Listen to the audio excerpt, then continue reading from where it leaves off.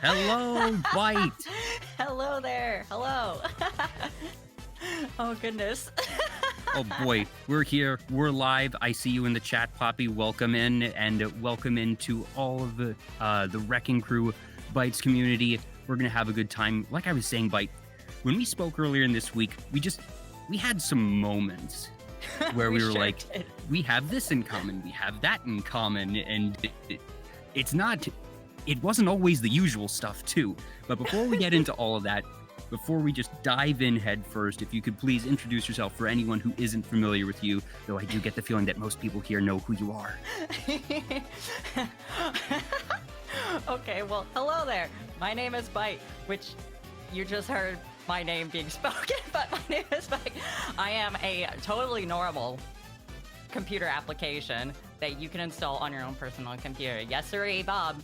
Nothing unusual or sussy about me. Nothing malicious about me whatsoever. And all you need to do to install her is hit that follow button on her profile. All you gotta do is hit that sweet, sweet follow button, baby, and I will be installed lickety-split onto your own device right here, right now, and nothing bad will happen whatsoever. Certainly not. But Bite, oh my goodness. So, like I was saying, we spoke earlier in the week and just, we clicked. We had a good time, and it's always a good sign when in the pre-interview, I need to tell my guests, all right, we need to stop talking about this thing because we need to wait until we're on air. I know.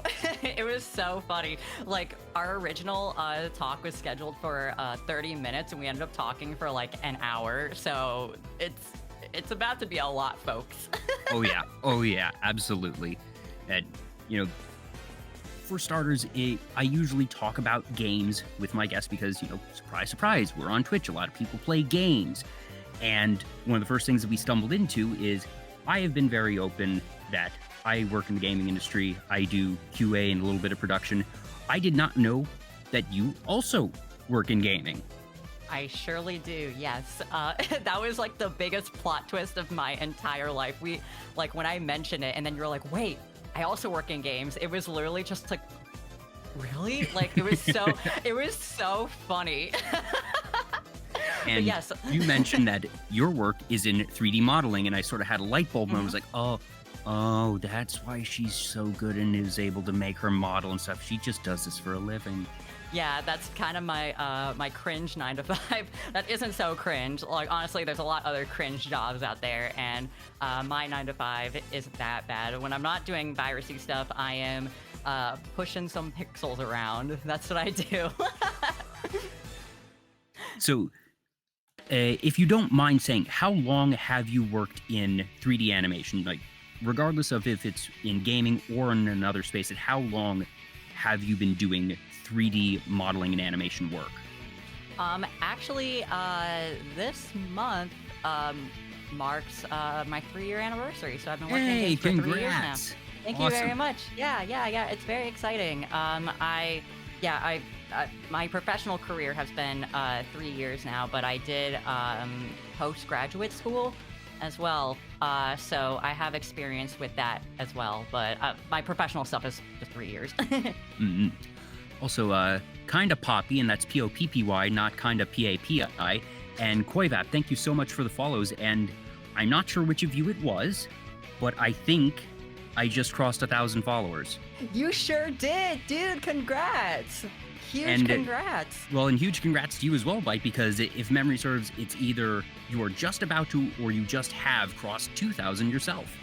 It was literally, I think, a couple, like maybe an hour before this stream. I am currently. It's a good day, Bite. It's a good day, dude. It's such a good day. You have no idea. This whole week has been like a banger of a week. Like, actually, no, like the past 2 weeks. Like the past 2 weeks have been absolutely just bonkers for me because I did I had my 1-year anniversary on the 15th where I debuted this little model. Yeah, that was the other thing, that we had the same debut date.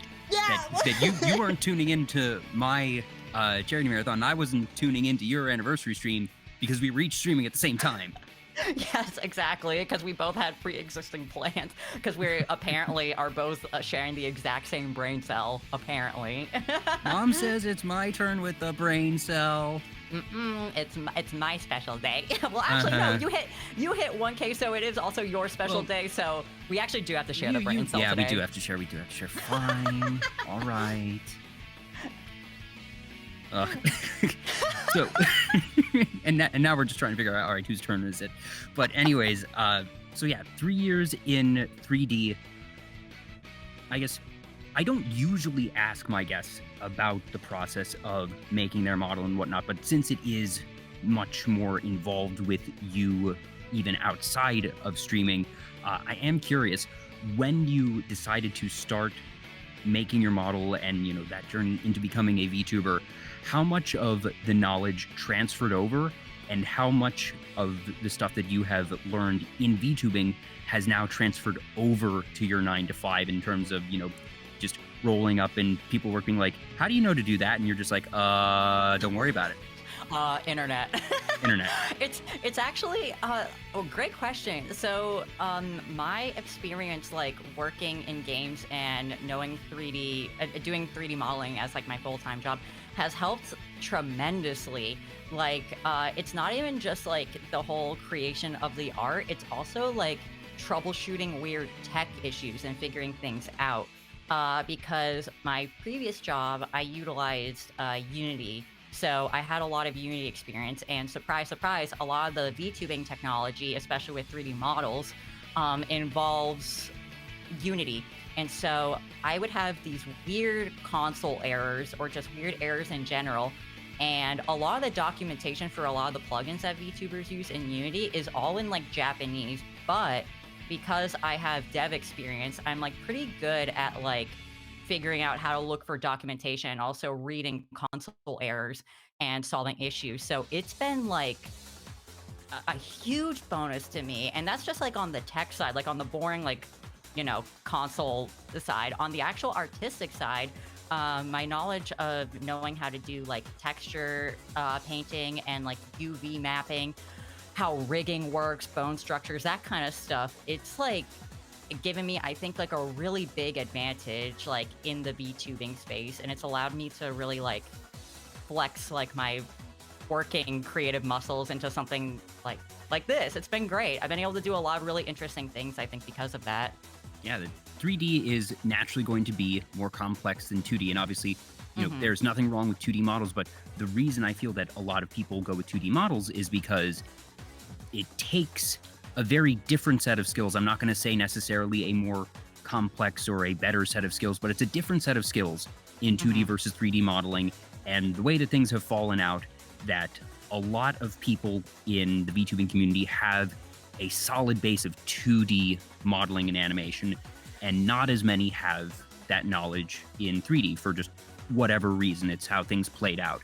So that's definitely one of the things that makes you stand out. And it was definitely one of the things that the first time that I caught one of your streams, I was like, oh, 3D model. That's just a bit of something different to begin with. And then realizing, okay, this is obviously a handmade model, that this is not something that was, you know, just, even if it was Vroid, it was custom made Vroid, which I'm not sure if you used that in your previous iterations or if that's still the base tech here.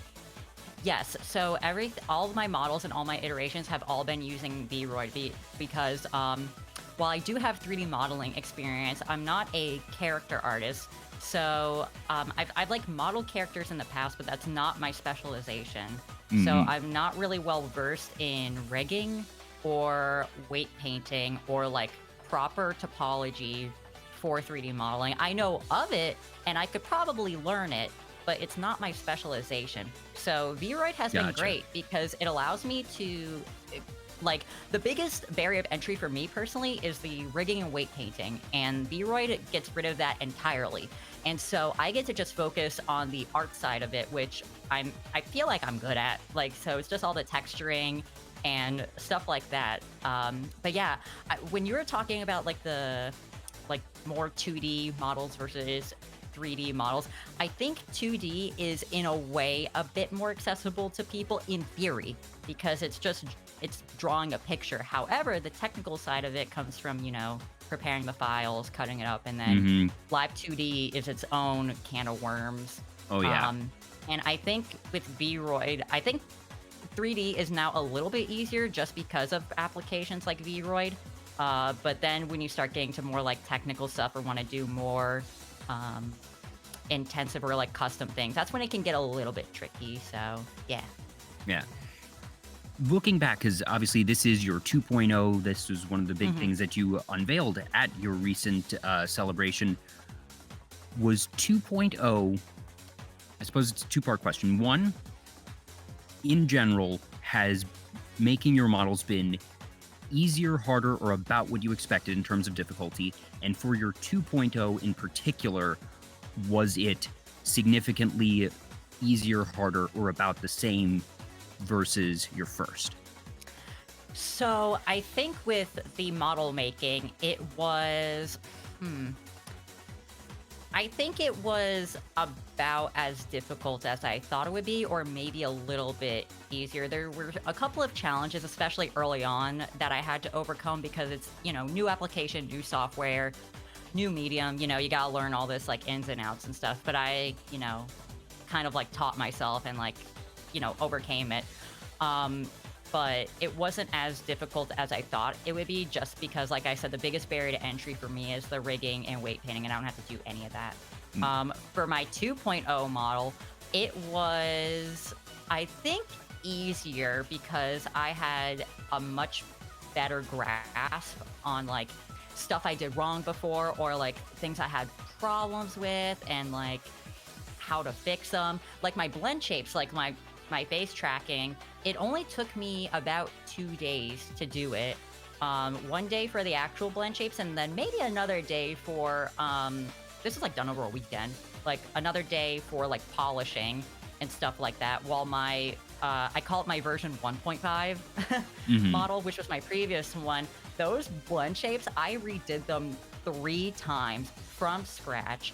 And they took me a lot longer, but because it took me so much longer and I made so many mistakes and had to redo them so much, that's why this iteration, it took a lot less time, and they're a lot better because I learned more stuff about Blender, and I learned like what not to do essentially with my face. Yeah, that's what I was thinking, but even though I work in games as well, animation art is very much not my department, so the stuff that you do is still kind of black magic to me, and I wasn't sure, okay, logically you'd think, all right, second time around might be easier because you have that familiarity with the tool set, but at the same time, the second result is such, it's night and day in terms of the quality and the detail that you were able to put in, so I wasn't sure if there was going to be a difference that even with that, basis of knowledge that you had going into it, was this second iteration that much more ambitious that it wound up still being more difficult. But it's cool that at the end of the day, it wound up not being as difficult as that first go around. Yeah, it was a lot. It was so much easier, actually, because I think like the hardest thing that I struggle with Vroid is actually, I would say, hair. Hair can be tricky. And so when I got my hair done, that was like a big, that was a big barrier for me. And then clothing also is like a little bit difficult for me. And so when I finished my clothes also, then it was like, all right, this is easy. Like I'm at the finish line basically. And everything after that was just Unity stuff. I ran into a couple of Unity problems. I thought I totally broke my model with my blend shapes, and I was about to and I was about to be like, okay, someone's about to have to talk me off the edge. Like, like I'm about to go crazy. But luckily, with my big, huge brain, I was able to figure out the issues.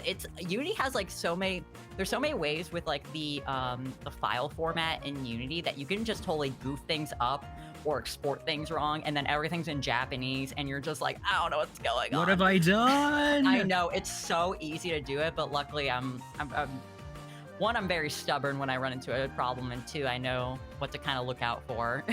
Yeah, that's one of the big things of just any line of work, really, I feel, is not just the set of skills that you develop in what to do, but the set of skills and the eye for knowing, A, what not to do, and B, where to look when things go wrong.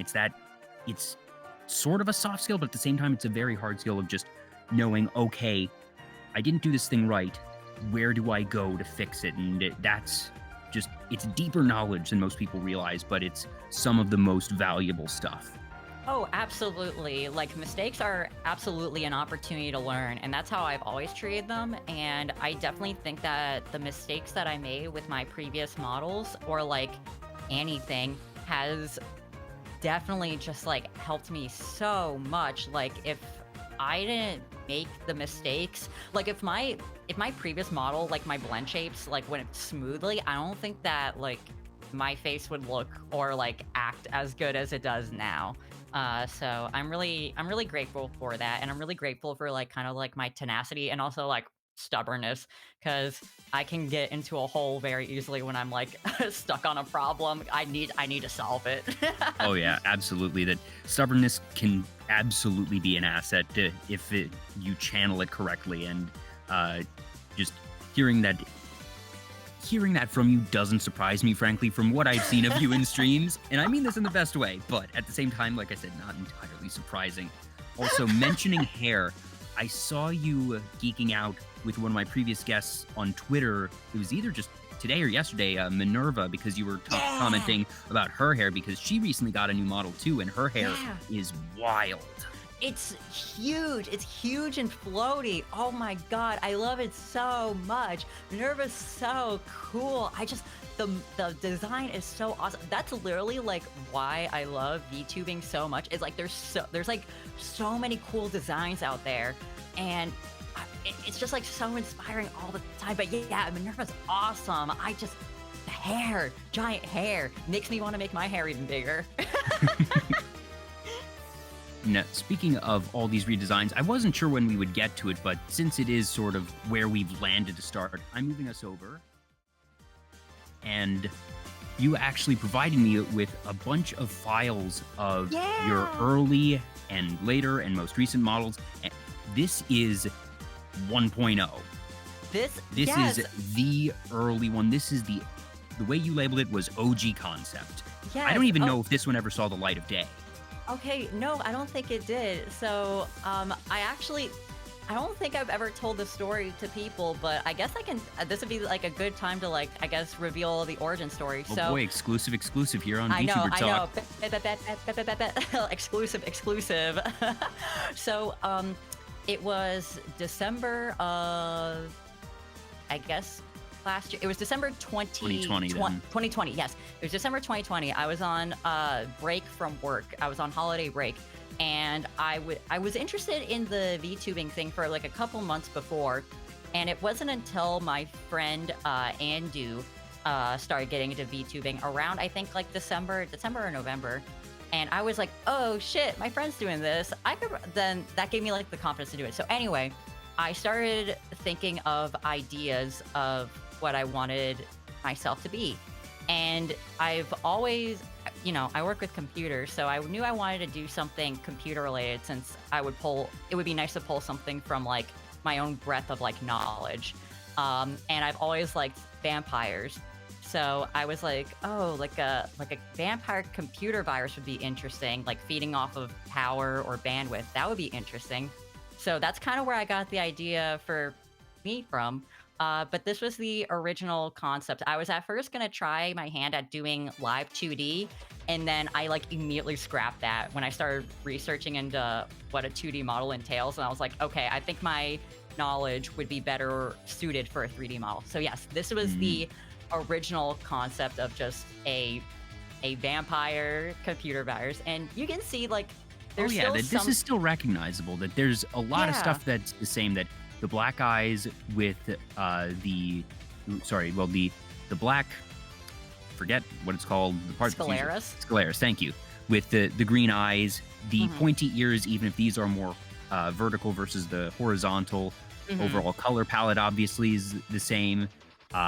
Skin tone is different, but you can look at this, and if someone were to say, all right, who is this a concept of? Everyone's gonna know, all right, this has to be a concept of a fight. It's still very reminiscent of what you eventually landed on.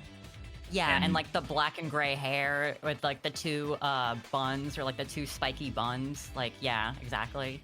Yeah, this is when the hair was much, much shorter. Oh, the hair has... I keep, people have made jokes that, like, every single time I get a new body, my hair just, like, keeps growing, and, like, eventually I'm just gonna be, like, a big thing of hair. As you eat up RAM, it is then converted into energy, and part of that is then formed into hair. So, you know, the more powerful you become, the bigger your hair. Oh, so Bite's just a Super Saiyan. There we go. Exactly. Thank you. Yeah, now you're getting it. Now you're getting it. That's why my hair is so big. It's full of secrets.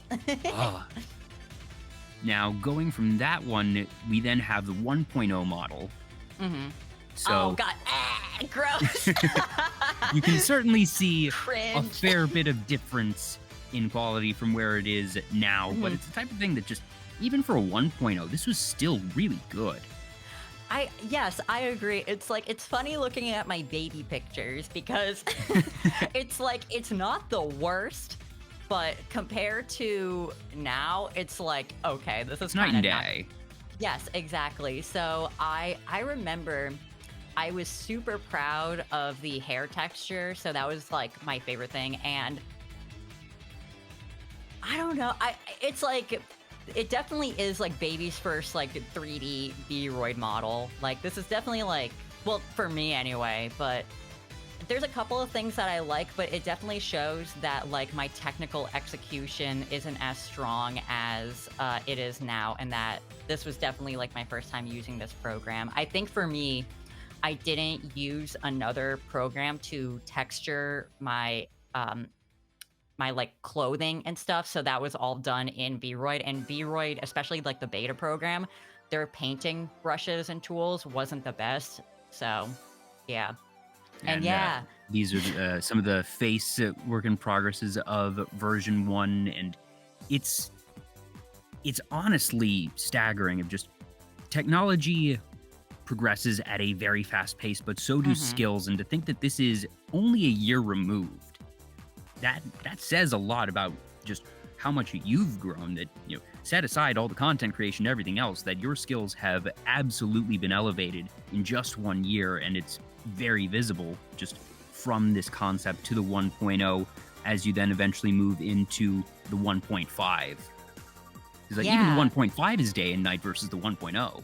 Oh, it's like, it's over. It's like, it is, I remember, so I call it a 1.5 because it's literally the exact same model, but all the textures got reworked, and I modeled up some new assets, like accessories. I started experimenting with modeling accessories, so like the big choker, which is actually the exact same choker all the way back from my 1.0. I actually modeled a new one, but I was kind of like nostalgic over this big chunky choker, and I wanted to keep it.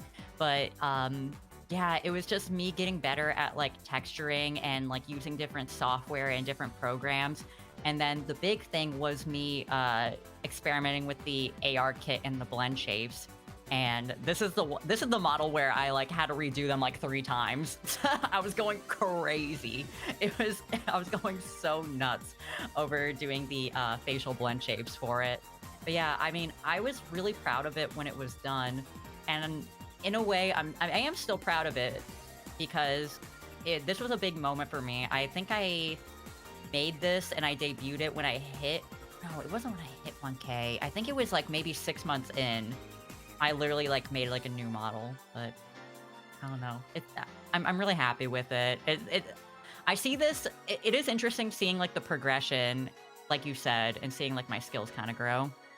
Have you had any epiphany moments in terms of just either your skills or particular practice or technique that you've used as you've gone either from 1 to 1.5 or 1.5 to 2, that just a moment where you're like, wait a minute, I can do this way as opposed to what I've been doing, that has made a big difference? Or has it been, I assume most of it is the small incremental improvements, but have you ever had that type of epiphany moment?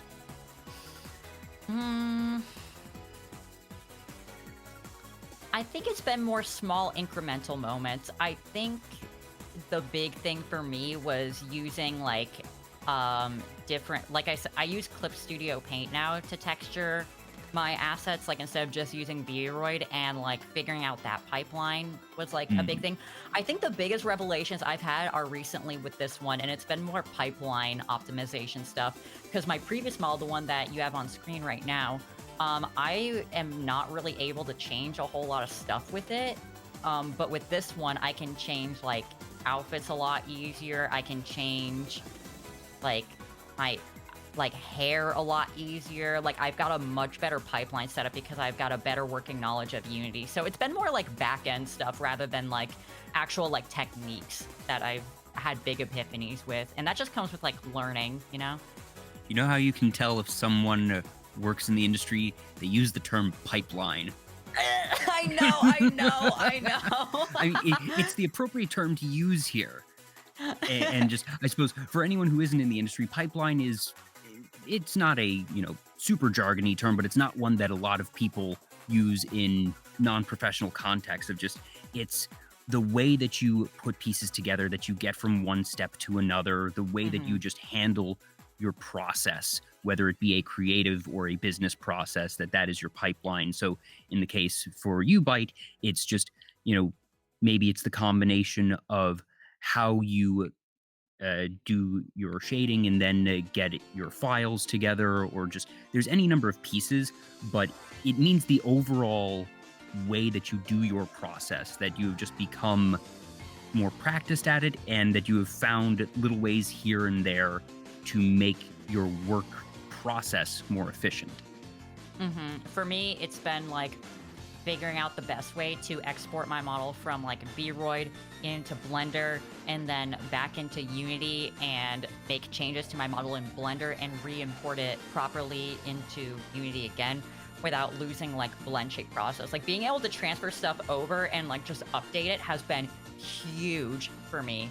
It's so hard for me to explain like all the small stuff because like I said, it's a bunch of small stuff, but it really adds up. Yeah, especially when it's on a tech side like that,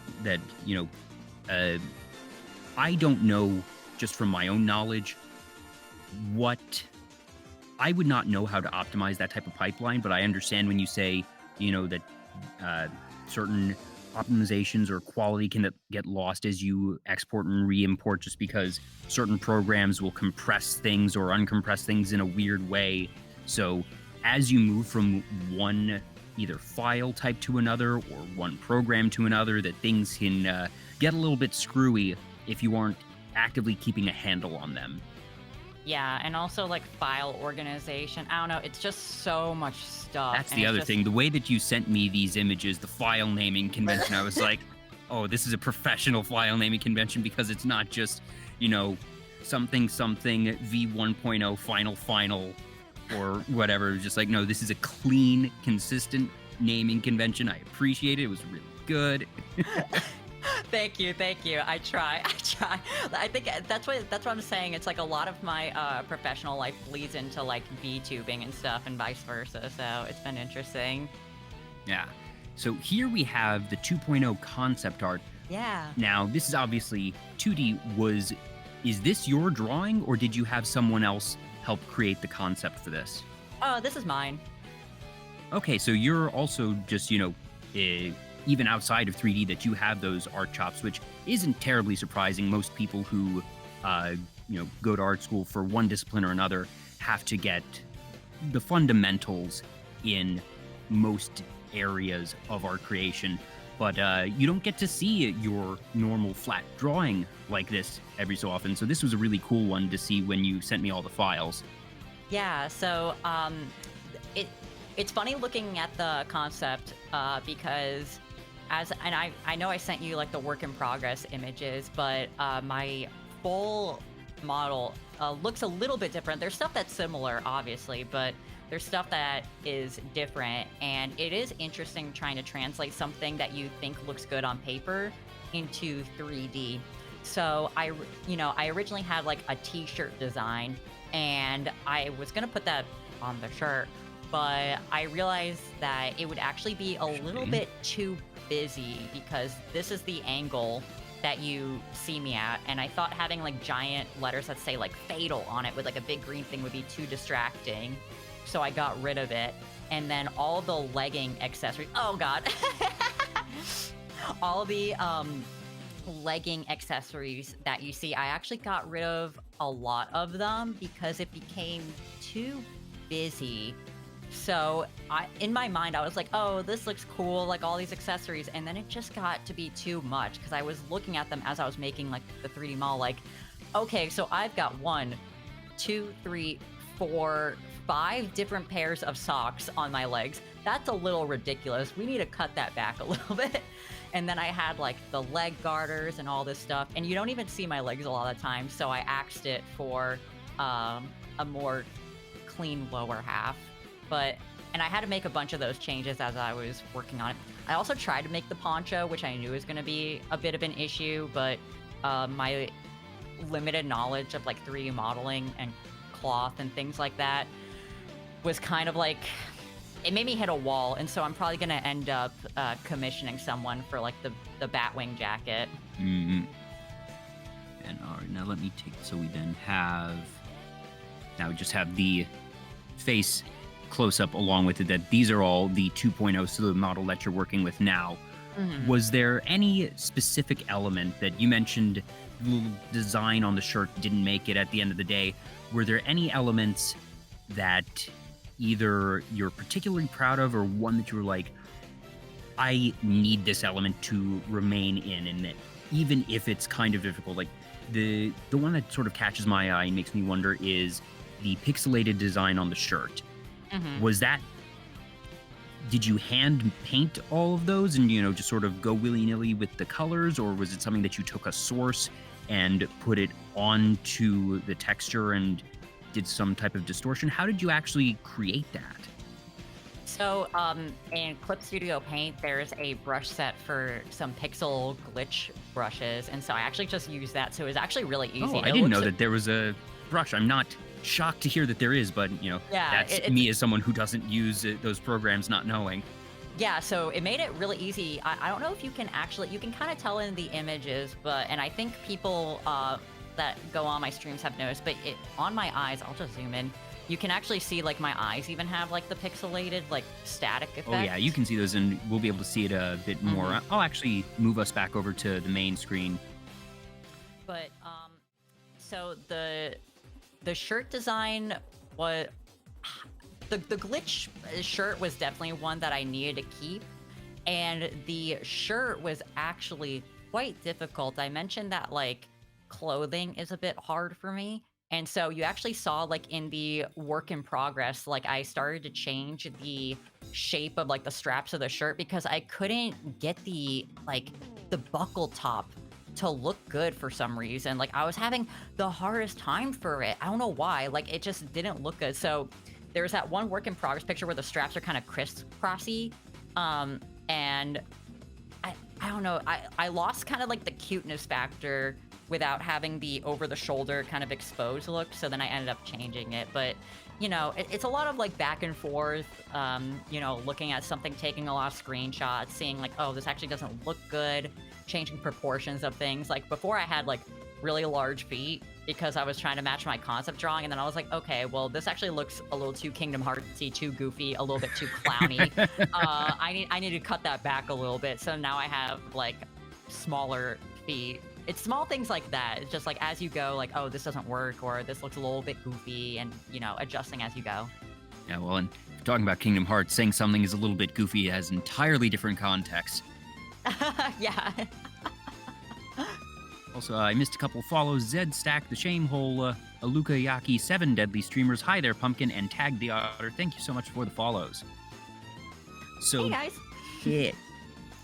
So obviously, you know, you work in games, but also just when it comes to playing games, that you are generally speaking a variety streamer. You were playing some Inscription earlier this week. That's fun to watch. I'm into TCGs a fair bit. I play Magic, so it's been fun seeing a lot of people getting into Yu-Gi-Oh! And Inscription. I'm hoping that people give Magic a try, because actually, you know, me on my own little tangent for a moment, it's 2 or 3 weeks, Magic is releasing, I kid you not, it is a Japanese-inspired techno-punk set that has anime art, alternate art cards.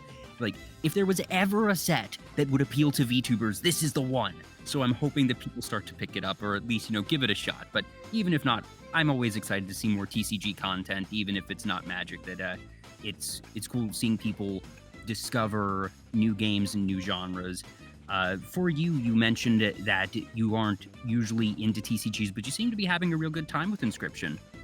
Yeah, so I'm not super into TCGs, but I enjoy a deck building game. I've only really played Slay the Spire, which I really enjoyed, and now Inscription. I think for me, I'm not a big TCG fan because there's usually too many meta rules to keep up with. I used to be really into Yu-Gi-Oh! When I was a young virus. I was, but when it got to the point where we're doing pendulum summons and link summons, you lost me. Like, congrats if you're big brain enough to handle that. Like, being in game design as well. Also, even if you aren't a designer yourself, being in a game company means that you develop an eye for design. And I have a couple issues with Yu-Gi-Oh's design, but at the same time, if people enjoy it, I'm not going to yuck your yum. It's something that I don't like, but if at the end of the day, you have fun with it, good on you. And it's been really cool seeing people enjoying that, even if that's not my particular cup of tea. Yeah, I stopped playing Yu-Gi-Oh! After the, it was like the monsters that like level up. So like the Armored Dragon, like level 1 through 10. Oh, yeah. That's like, around where like I stopped a couple of sets after that. I think I tried to get back into it a couple years later when they had the Cyber Dragons. It's only been more complex. And I was just like, bro, what the hell is going on? And then I was looking at the new Yu-Gi-Oh! Game that came out, and they're talking about like link summoning XYZ Pythagorean theorem, and I'm like, bro, what the fuck are you talking about? I'm not trying to do algebra right now. What? I'm trying to. You have to be big brain to play Yu-Gi-Oh! Nowadays, and apparently we're not big brain enough. I'm like over here with like my AARP card trying to get like a free coffee at Denny's, talking about summoning Blue Eyes White Dragon and using like Mirror Force, and everyone's like, okay, Grandma, here's your coffee, night night. And I'm like, all right. Back in my day, Blue Eyes White Dragon was a powerful card. Back in my day, Exodia would finish the game, and everyone's like, man, shut up. Like. I can end this game in one turn if I draw this one card, and it's like, cool, thanks, bro. So yeah, I'm like, I don't know. I tried to get into Magic for, I think, 2 weeks. I got into Magic for 2 weeks, and then I was like, I can't do this. I literally was just, I think I was playing like a black and red deck. Surprise, surprise. I was doing like a vampire deck. Wow, yep, shocking. Sounds right. Well, who's the gray-haired vampire man in Magic? What's his name? Soren? Yeah, yo, Soren, yo. Yep. Yeah. The current set, the current set, I shit you not, is called Crimson Vow, and it is a vampire set. The one that is just about to no longer be the newest one because that Cyberpunk one is about to roll in. Oh, the shame hole is right. It could also be Edgar Markov. No, but it might be Soren. It's Soren. It's absolutely Soren. That's the name rang. The name rang a bell immediately. I was thirsting for Soren. That was like the only reason. He is a very pretty man. I saw him on like a cover of like a deck, and I was like, wait, this game has this man on it? Okay, I'm interested. And then I played it for 2 weeks, and I was like, I am over this now. I would rather look up an image of Soren on google.com, .net, .gov instead of pay money to look at a vampire man. Yep. I can go on the internet. That means that you are also immune to the gotchas, which part of me thinks that it might be a thing also that if you work in games, that I certainly know that since I started to work in games, I play fewer games in general because when you're doing something for your 9 to 5, you want to have something a little bit different when you're off the clock. And that's not to say that I never play games anymore, but I have noticed a very sharp decline in the number of games I play every year. Still love games, obviously wouldn't be working in them if I didn't, but it, at least in my case, and I know several others, sort of nudges what you do in your off time. Have you noticed that for yourself, or is it something that for you, maybe it's just you play different genres than what you work in, or maybe you're just completely immune to that altogether? I think I'm mostly immune to it, I would believe. I think the only thing that has cut down on my game playing time has actually been streaming, because now I save games for streaming instead of playing them. But I still, I'll play like Final Fantasy 14. Like, that's my game of choice when I'm like just like hanging out. When Elden Ring comes out, I'm gonna go on like a bender with that. But I definitely play a lot less games, literally just because of streaming rather than like my career. Because before I got into streaming, I still played a lot of games. Like that's what I would do. I would go home and I would play video games in one way, shape, or form. Mhm. Are there any that you've very consciously kept aside and said, all right, I'm not going to stream this, not because you don't think it will necessarily perform well, but just I want this game to be for me and I'm not going to stream it? Elden Ring for sure. I'm actually not going to be streaming Elden Ring because it's a couple of reasons. I know a bunch of my the people that watch me enjoy a Souls-like, and I know that a couple of people will maybe not want the game spoiled or they're going to be playing it. And also, I don't want to have to wait days to play the game. Like, I want to be able to just kind of like play the game. Yeah. And then I don't know. I think that's it. There's probably... I can't really think of anything. Nah, I can't really think of anything, really. I play things that, like... I tend to play a lot of things on my backlog, actually. And so a lot of games are just, like, games that I missed out on playing that then I, like, stream. I'm trying to get better at playing, like, horror games and stop being, like, a little baby, so I've been slowly playing some horror games. But slowly is the key word. Yeah. Now, you mentioned games that you miss out on, and I talk about games in some capacity with most of my guests. Like I said, you know, VTubers, streamers, people play games. It's a low-hanging fruit that I take advantage of in my interviews. That one thing that you mentioned that you're really, really passionate about that I don't think in nearly 50 episodes I've discussed with any of my guests, you are really into game preservation. Yes. It is something that I am incredibly passionate about, and I get, like, I don't want to say mad over, I get frustrated over. For anyone who isn't super familiar with the concept, can you explain what game preservation entails?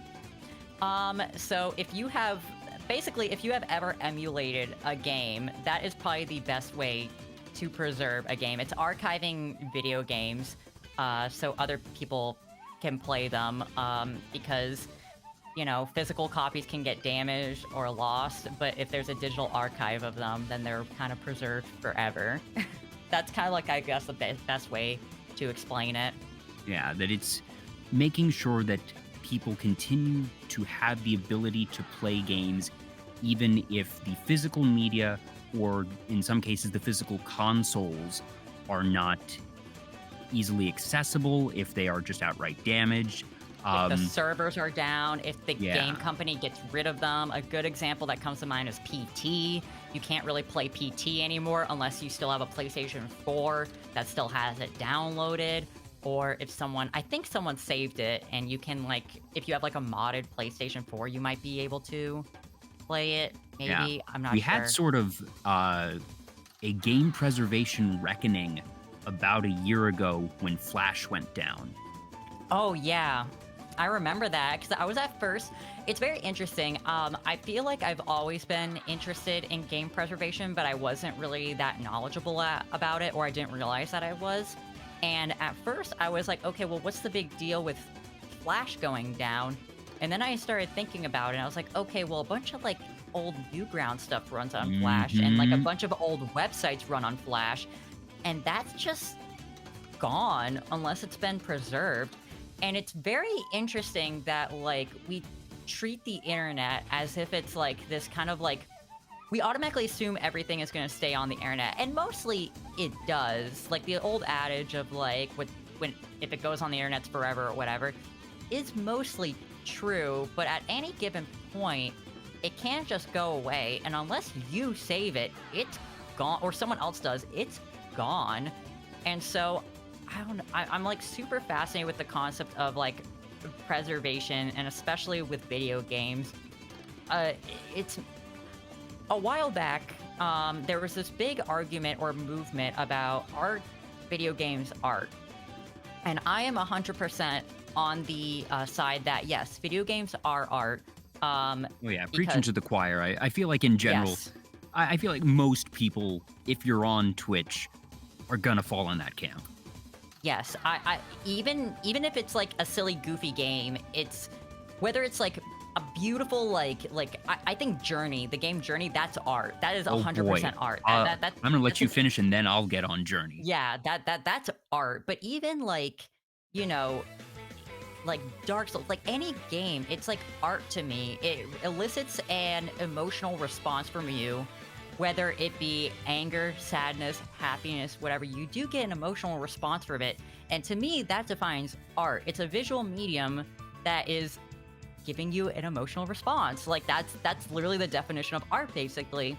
And so it's very interesting to me that we as like a society don't treat video games as art in the same way that fine art is. Because when a piece of fine art is like created or it's like in a museum, they create these high resolution photos for archival purposes, and then they upload it to the internet, and it is there forever. Anyone can access it, and it is safe. So if that painting gets destroyed, we as a society still have it, and yet we don't do that with games, and I find that to be completely ridiculous.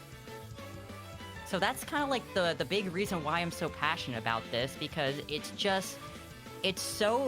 games are the effort of so many people's time, energy, love, passion, tears, everything. It's the result of so much money, so much brain power, and yet we don't treat it with the same respect as something that was created with like a brush and paint in a museum, and I just don't understand why.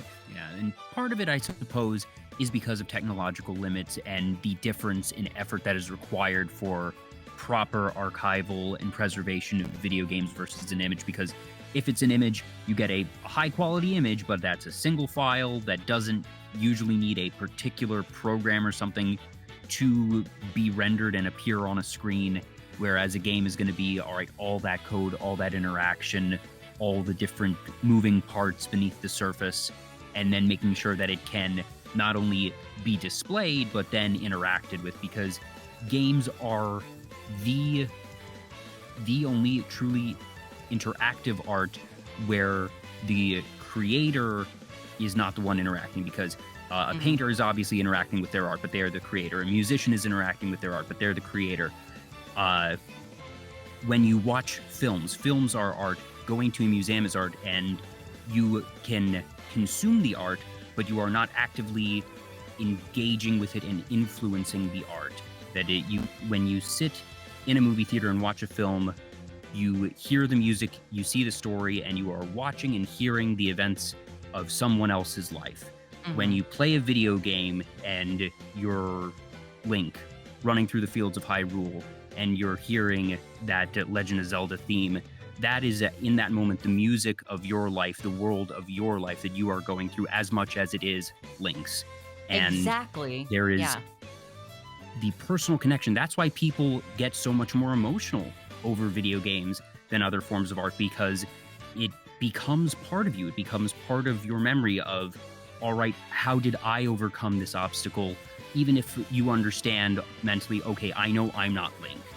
That Yes, you know you're not the exactly. character, but it's still, you had the influence, you had to do the input, you had to go through those motions, and even if it's not total immersion, it's still a connection that doesn't exist really in other forms of art. And that's what really elevates gaming to the next level, that it's the same amount of effort visually as a studio painting, the compositions for music that you're hearing it, but it is then becoming part of your life in those moments that you spend playing. And that's why video games, I think, resonate so fundamentally with people in ways that other arts just aren't capable of, because you aren't interacting with a painting in that capacity. Yes, exactly. It's I've like gone on this tangent so many times like on my channel, but I just feel like games are just the like ultimate vehicle for storytelling, because films, television, books, those are all very passive. You're not really doing anything. You're like you're getting the information, you're processing it in your brain, but you're not interacting with it. when you're playing PT, for example, you're not watching someone go down the hallway. You have to go down the hallway. You have to consciously turn right. You're making these decisions and you're put in the shoes of the character in the game, and that's what makes the emotions that much more real, and like it just makes the whole experience that much more real to you. Like all the fear, all the excitement, all the sadness, all the joy, you feel like you're actually experiencing it. And it's why I love games so much. And I just, yeah, it's why I'm so passionate about video games. Games are really good, folks. Games are so good. Games are so good, even when they're bad. Well, when they're bad, they can sometimes be bad. But at the same time, the way that one interacts and sort of processes a bad game is even different from the way that you process and interact with the, quote unquote, bad art, whether it be, a poorly taken photograph or a sloppy painting or something. And obviously, there's children's drawings that are in high class museums that art does mean something different to everyone, but at the same time, even if it is something where most people consider to be not a good iteration of that form of art, that even bad games get interacted with more than bad paintings and things of that nature. And yeah, I guess speaking of Journey, that was one that you mentioned in particular, and it's one that I think it really helped push the concept of games as art in the public consciousness. Yes. Part of it had to do with the fact that it was a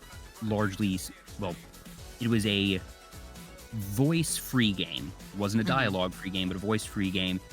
And part of it also came in the form of Austin Wintory's Grammy-nominated soundtrack. That, for those who don't know or aren't familiar, Austin Wintory is the composer from Journey. He's done a bunch of different ones, but Journey became the first video game score to be nominated for a Grammy. There is no video game category for Grammys. One piece prior has won a Grammy, and that was Christopher Tin's Baba Yetu, which was for the theme for Civilization 4. That won a Grammy, but that is the single piece that was the main theme. And fun fact, Baba Yetu is actually the Lord's Prayer in Swahili. The composition around it was all Christopher Tin, so still very new there. Amazing piece. Highly, highly recommend you go listen to it. But when Austin Wintory and Journey were nominated for the Grammy, there isn't a video game category, so he was in the visual media category. And that particular year, I always forget the exact combination, but if memory serves, he was up against... The eventual winners were Trent Reznor and Atticus Ross. I think it was for Girl with the Dragon Tattoo. I could be wrong. But the other nominees were John Williams for The Adventures of Tintin, Hans Zimmer for The Dark Knight Returns. Who am I forgetting? It was a who's who of film composers that year. Everyone was there.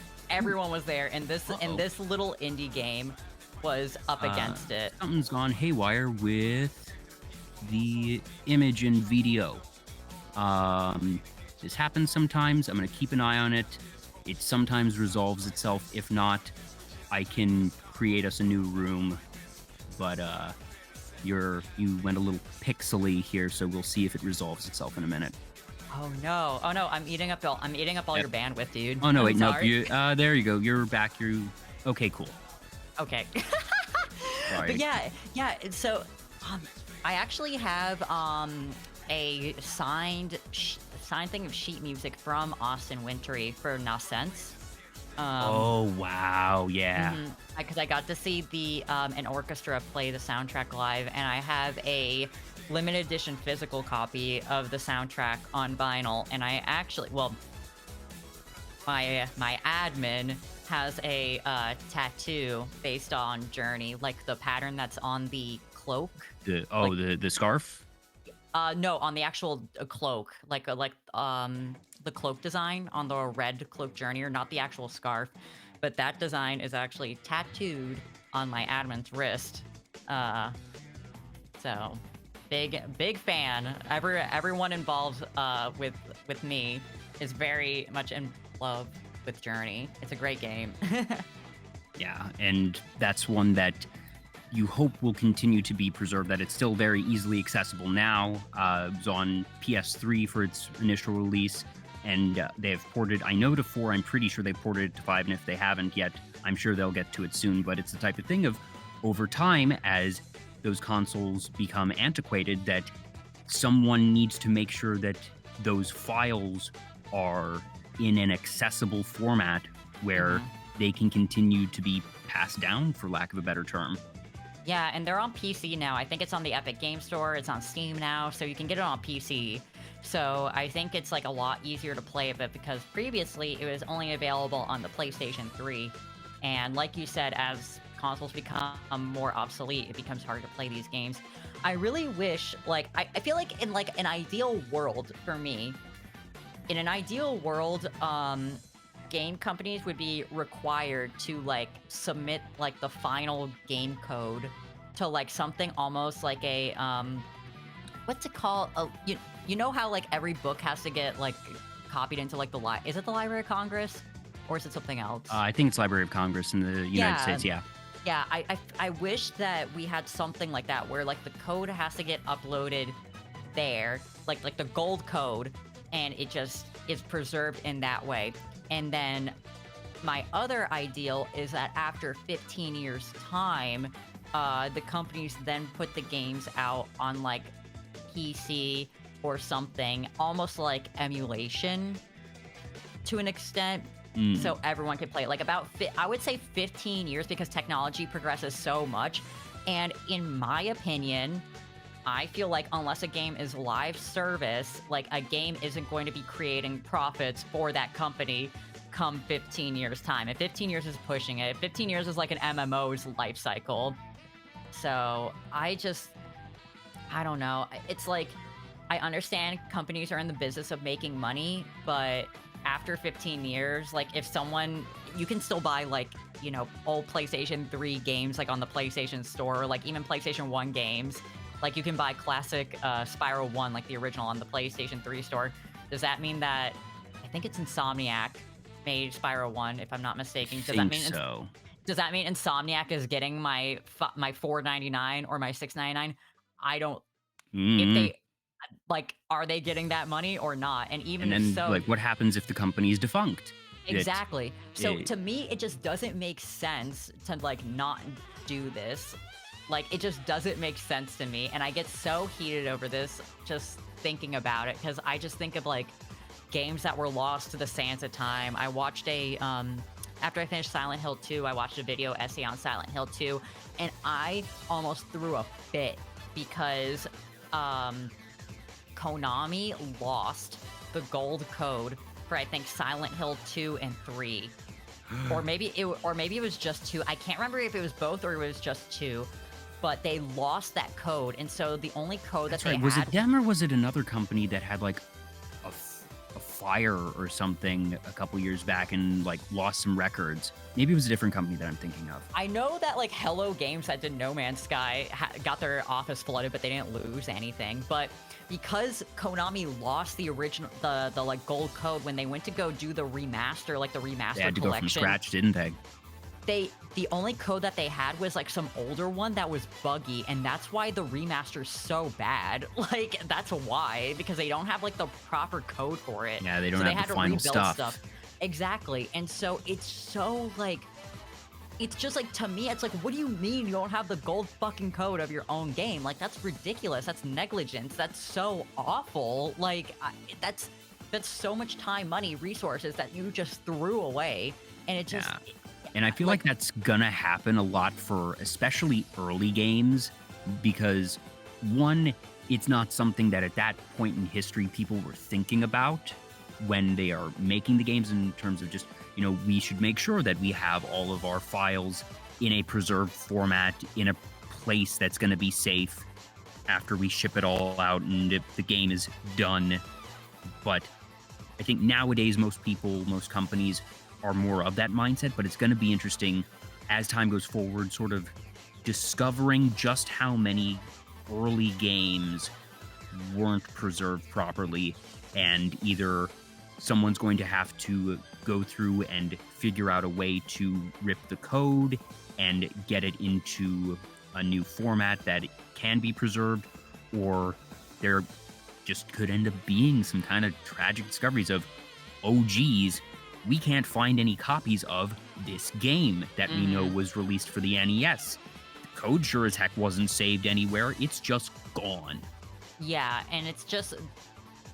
But it's also just like, with these hobbyists, these random people are like, you know, ripping these games and saving them and then uploading the ROMs. So to me, it's like, okay, well, if these random people around the globe can do this, then I think a company can do it. They just don't want to. And so I don't know, if you or someone you know and love is into emulation, give them a high five, because they're the real heroes. They're actually doing important historical work, and you don't normally think about it when you think of emulations. That, you know, obviously don't emulate brand new games, folks. Like, don't hurt the industry. I know that people can grumble of, oh, games are expensive and that you want to stick it to some of the corporations, but at the same time, don't. There are ways to vote with your dollar and get your message through to the industry that doesn't harm the creators, that doesn't create bad data, honestly, because there's other things of just, if a bunch of people pirate a game, the game is loved, but not a bunch of people buy the game when it's released, then the company looks at their sales data and says, oh, well, this game didn't sell well, people obviously didn't like it, so we're not going to make a sequel. And exactly. There you go. Now, if it's something... If you want to go out and emulate something that's on the NES, that, you know, it is not easy to get NES games nowadays. It's not easy to get working NESs. That it's still possible, but it's not cheap and it's not easy, especially for some particularly niche titles that if you're going to go out and do something like that, it's like, might be in a little bit of a gray area in terms of legality, but, you know, that's... I'm not going to grumble about people who do that. But, you know, for stuff that's actively being developed and put out there, do support the creators, because people, like Byte said, put in a lot of time, effort, and money. And even if there's some companies that have been doing some not so great things, find productive ways, certainly, to make your voice heard. But please do continue to support creators. But at the same time, emulation can be a legitimately, like, moral act and, like, a historical preservation act. It absolutely is. If you have, like, if you are emulating, if you have ROMs on your computer, or if you are emulating, you are absolutely helping to preserve games for the future.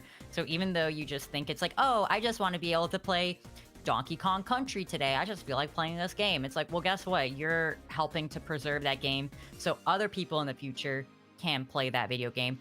If this wasn't a thing, I wouldn't be able to have experienced Silent Hill 2, and I think that's awful, because that game's really good, but it's like, what am I gonna do? Like, the price of old games is ridiculous. Like, especially now in the collector's era, this past 2 years in particular, talking about TCGs again, but also just classic games, that the collector's market has caused things to go through the roof. And I suppose in some cases, like, on the one side, it's nice because usually the people that are paying these obscene prices are going to preserve them, and hopefully at least a couple copies will eventually end up in museums, even if it has a plaque next to it that says, you know, donated from the private collection of so-and-so.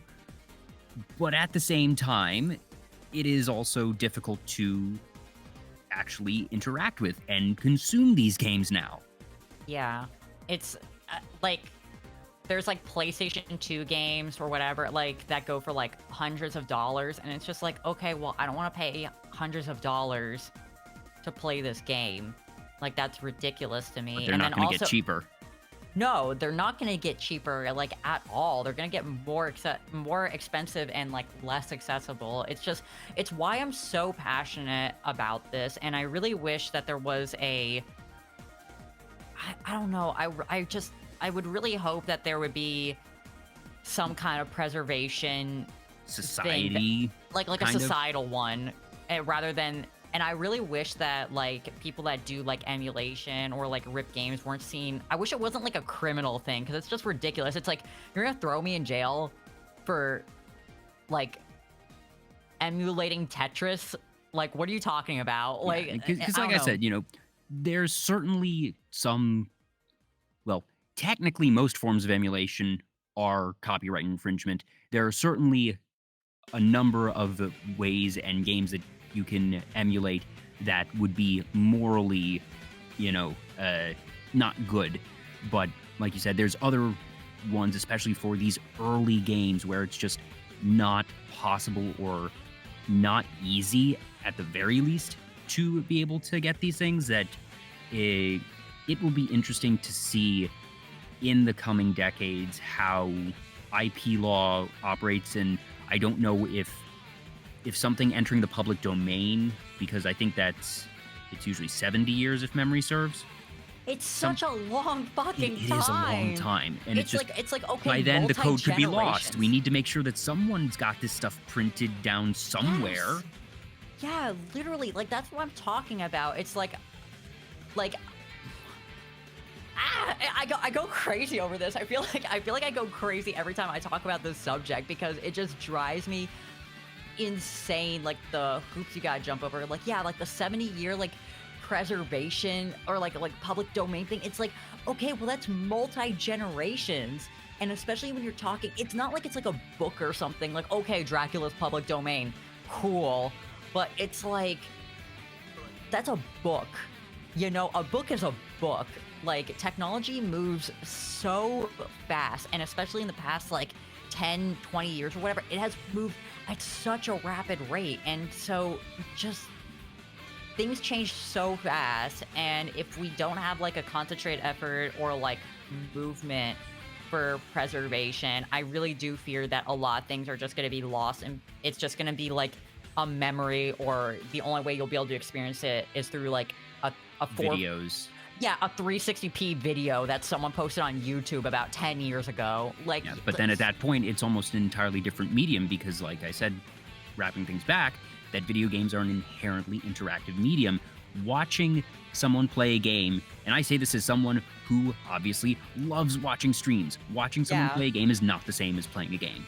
No, not at all. But at that point, if you're like watching someone stream a game, you're watching it for like the streamer's reaction and commentary and thoughts and on at that. least You're then, not watching it for like, the game. Yeah, and at that point, I suppose that's sort of, I've never really thought about it from an artistic vantage point before, but in a way, while watching a simple video of gameplay is a very different experience than playing a game, watching someone playing the game and having their commentary and reaction is a very interesting middle ground type of artistic consumption that really, I suppose the closest analogy you would have would be something along the lines of MST3K, but at that point, like, MST3K is sort of a parody, whereas watching someone genuinely playing a game is this weird middle ground of you're seeing the interaction and you are seeing the results of the art in a way that is certainly more involved and deeper than just watching gameplay footage, but it's still not you playing it yourself. And I've literally before now never thought about that type of strange nebulous art consumption sub-level that we have in streaming, and that goes for just all streamers, whether it be VTuber or Facecam or anything else. Mm-hmm. Yeah, at that point, you're like, you're interacting with the person that is interacting with the game, and you're kind of experiencing the emotions that they're getting from interacting with the game, and thus, because of that, you are then also getting the emotions, because, art inception. Yes, exactly. It's very interesting. That is a very interesting point that I have also never really considered, but it makes a lot of sense, because if you just watch someone play a video game like on YouTube, like no commentary, like I'll sometimes do that with like horror games that I don't want to play but I want to know the story of. It's just like I just want to watch it because I want to watch like the the story unfold, and at that point I'm basically watching a movie. Basically, But if you're watching someone get the shit scared out of them, it's like you don't really feel scared, you're just cracking up at them getting scared. And honestly, and so I don't like horror games either, and that's why I like watching people play horror games. Yeah. Because it's like watching with the lights on, making that type of commentary. That's how I usually do it. That, or I'll look up Wikipedia articles and read through and say, oh, so that's how the story goes, because I have that type of curiosity as well. If I want to know the story to this thing, but have no interest in playing through it myself, thank you very much. I did that with Outlast 1 and 2. I was like, this game looks very cool, but I am not playing it. Nope. Oh, man. Now, you mentioned Silent Hill 2 is one that you recently played. You also recently played Resident Evil 4, but you also said that you've watched some analysis videos on those particular games, if memory serves? Yes. And that goes into a broader thing of you enjoying analysis videos. Yeah, that's my favorite type of video to watch. I love watching video essays on, like, anything from, like, video games to, like, societal trends to, like, businesses. Like, I love watching things on, like, defunct businesses. I love watching a video essay on, like, obscure niche topics or just random topics. I just love listening to, like, people talk about things and then learning, quote-unquote learning. It's absolutely learning, and I definitely enjoy those types of things as well, that it's a more active type of documentary, I feel, because documentaries, at least traditionally, are presented in a, I don't want to say dry format, but they're a very unemotional format, because it is presenting the information and they are stating the facts of how it is, but usually video essays have a more personal touch in some way, where it is the person presenting it, sometimes giving commentary, not just a nameless narrator giving you a historical recount with facts alone and no color commentary. Yeah, it's interesting. And also, usually they go into, like, really, like, granular depth on it. Not saying that, like, documentaries don't do that, because that's, like, the point of, like, a documentary, but usually with, like, the video essays, it's, like, specific, very niche topics that usually it's just, like, not a whole lot of people would care about. It's usually the stuff that games. can't get a documentary, so they made it themselves. Exactly. But yeah, after I finished playing Resident Evil 4 and Silent Hill 2, I would watch, like, essays on them, because I do that with a lot of games. Like, after I finish a game, I'm like, okay, I want someone smarter than me to give me more information on things that I may have missed, or specifically with Silent Hill 2, I want to know, like, the deeper meaning behind things. So that's kind of like what I was into. What was very fascinating, actually, specifically about Resident Evil 4, was the video essay that I watched actually went through the prototypes that the game went through and the different that's kinds. always cool when you get someone who's found, talk about game preservation. That's preserving the final product. Yeah, it's something it was special so cool. when you get someone who has gotten their hands on beta versions, and just, that you get to see where things could have gone, or just what the early stages were. There was actually a big thing in the Pokemon community, I think it was last year or the year before that somebody found early code from, like, Generation 1, and I forget if they found some Generation 2, but they found, like, early versions of Red and Blue, because I think they were presented at some trade show several months before the games were actually released to the public. And that on those builds, there were several very major differences that, obviously nobody thought to compare them before now, because at the time Pokemon wasn't the household name that it is.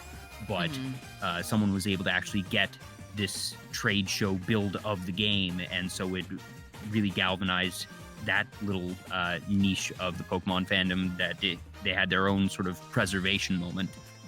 Yeah, it's very cool. I think, like, if you've never worked in games or have ever done like a game jam or something, or if you're just, like, not well versed in, like, game development, it's kind of hard to think of, like, how video games get made and all the prototypes that go into something. So seeing behind the scenes stuff is very interesting.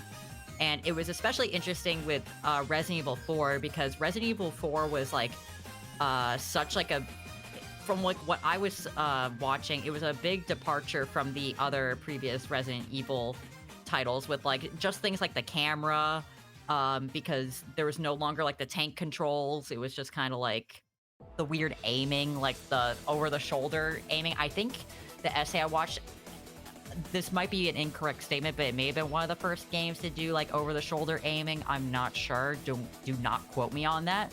I haven't watched the video in quite some time, so if I am wrong, I am sorry. But it was very fascinating to just see like all the behind the scenes stuff and like the development, and then it was very fascinating to get like a deeper understanding of like Silent Hill 2 and like what everything means in that game, like all the deeper meaning behind like the monsters or just what characters represent. It made me love the game even more, having that level of understanding. Yeah, that's always fun when you're able to, you know, already take a game that you enjoy and then, oh, well, I guess as a more recent example, a lot of people have been doing it with the Five Nights at Freddy's series, another horror game series that I have no interest in playing, but I know some people who haven't played any of the game but have watched tons and tons of video essays and analysis on the game and on the lore because it just has this deep, sprawling lore, and it's kind of silly, it's kind of mean, but at the same time, it's the exact same concept of taking a game that you enjoy and going that much deeper and doing what you can to learn about it. The people who have taken this time and effort to invest in the preservation and documentation and compilation, really, of all these different bits and pieces in this game. And you can usually find it for most major franchises, but, you know, there's how many games getting released every single year, and not all of them end up getting that love. And wrapping once again to game preservation, of that type of essay isn't preserving the game, but it's historical documentation in a whole new way. Absolutely. Yeah, exactly. Because it's like, even if you can't play the game, like for whatever reason, like if you can't get a hold of like Silent Hill 2, which is actually difficult to get, and you can't really emulate it, watching videos like that is like a good way to learn about it. Like there's video essays on like the story of all the Silent Hill games or all the Resident Evil games, and they go into such depth of the lore of Dark Souls. If you don't want to play Dark Souls games, but you still are interested in like the story, you can learn about it, and it's another very cool way of being able to kind of like preserve a game, albeit not in the most, not in like the best form, since you don't get to like, you know, get that emotional connection, but it's still a good way to, you know, preserve it in some way. Yeah. Actually, speaking of Dark Souls, Martian Inventor in the chat asked, have you ever watched the behind-the-scenes or wall-breaking videos exploring games like Dark Souls, where they go past the walls and see how the games are made under the hood? I have not seen any of those, but since you just mentioned Dark Souls, have you actually come across any of those particular videos? I've seen them on YouTube, but I haven't watched them. The only one that comes to mind is there in Bloodborne. There's an area, it's after you beat, what's it called? The Cleric Beast, the first boss in the game. After you beat the Cleric Beast on the bridge, there's like a door, and the door never opens, and someone managed to like mod the game and open up the door, and it was originally going to be like another shortcut to this other area around Yarnum, but they never put it in there. And so this person like basically mod the game so like the door can open. There's like a little bit of a hallway there, and it's just like another shortcut, and it's cool. So I imagine that like Dark Souls has like a lot of stuff like that. I know like the Capra Demon, that boss, like that boss room wasn't originally like a boss room, and that's why like the dogs are there or something. It's something silly like that. Like they converted it into a boss room, and that's why the dogs like run at you. It's supposed to, I don't know, it's something goofy like that. I actually sent you, when we spoke about this a bit earlier in the week, one video, and it is a very long one. I've seen it's a 7-hour, the title is Exhaustive Analysis of Pokemon Omega Ruby. I'm not sure, you mentioned that you might take a peek at a bit of it. I'm not sure if you got to see any of it, But I for unfortunately me, haven't had the time to. it's all good. It's all good. But that's one that has always stuck out for me, partially just because of how big that video essay is, the actual granularity that they go into it with. The title is a good description. It is an exhaustive look, 7 hours. Yeah. So that you get things like that, and whether it be something a bit more niche, where it's not just a look at Dark Souls, but in this case, like Merchant was mentioning, the wall breaking and actually going into specifically glitches or things that give you that peek under the hood. And obviously, you and I both know, Byte, having worked in games, that what you see, even when you see glitches, is not actually seeing everything under the hood. You have no idea the shit that is held together by duct tape. Just programmers are humans prayers. too, folks, and sometimes, but some programmers are wizards. Some teams are able to make this beautiful code, and it's really good. That's an anomaly. It's an anomaly, especially in modern games, when just think about the sheer number of lines that go into games nowadays, that even going back 10 years, that the scale and difference of lines of code in the original Doom versus something like Skyrim versus something like Final Fantasy XIV, we're talking magnitudes here of just systems built upon systems, and the fact that games exist in the way they do nowadays is a marvel in and of themselves. That goodness knows, like Byte said, that sometimes for just production reasons and in order to hit deadlines, that programmers will take either shortcuts. Sometimes it's something that especially if you have something like proprietary code, that if someone makes this proprietary code and the game uses it as its foundation, and then things in the game spiral in ways that whoever wrote the proprietary code didn't anticipate. And what if the person who wrote that proprietary code is no longer at the company while the game is still in development? And what if there's no documentation? Speak of documentation, just from the developer side of, if you are one of the many people who wants to get into games, document your code, put comments in your code in case people after you want to look at it and understand and build upon it, especially if you're doing anything that's open source. Because goodness knows programmers are artists unto themselves in their own right with what they have to do. But even what you see on the surface level is not actually a fraction of all the stuff going on under the hood, and just how much just really astounding effort and logic goes into things. And sometimes bugs happen, and goodness knows that it only takes one bit of incorrect syntax, a misspelled variable name, a mistakenly placed bit somewhere, an unchecked like a checkbox, something stupid, a semicolon, and the cascading that happens as a result, and people think,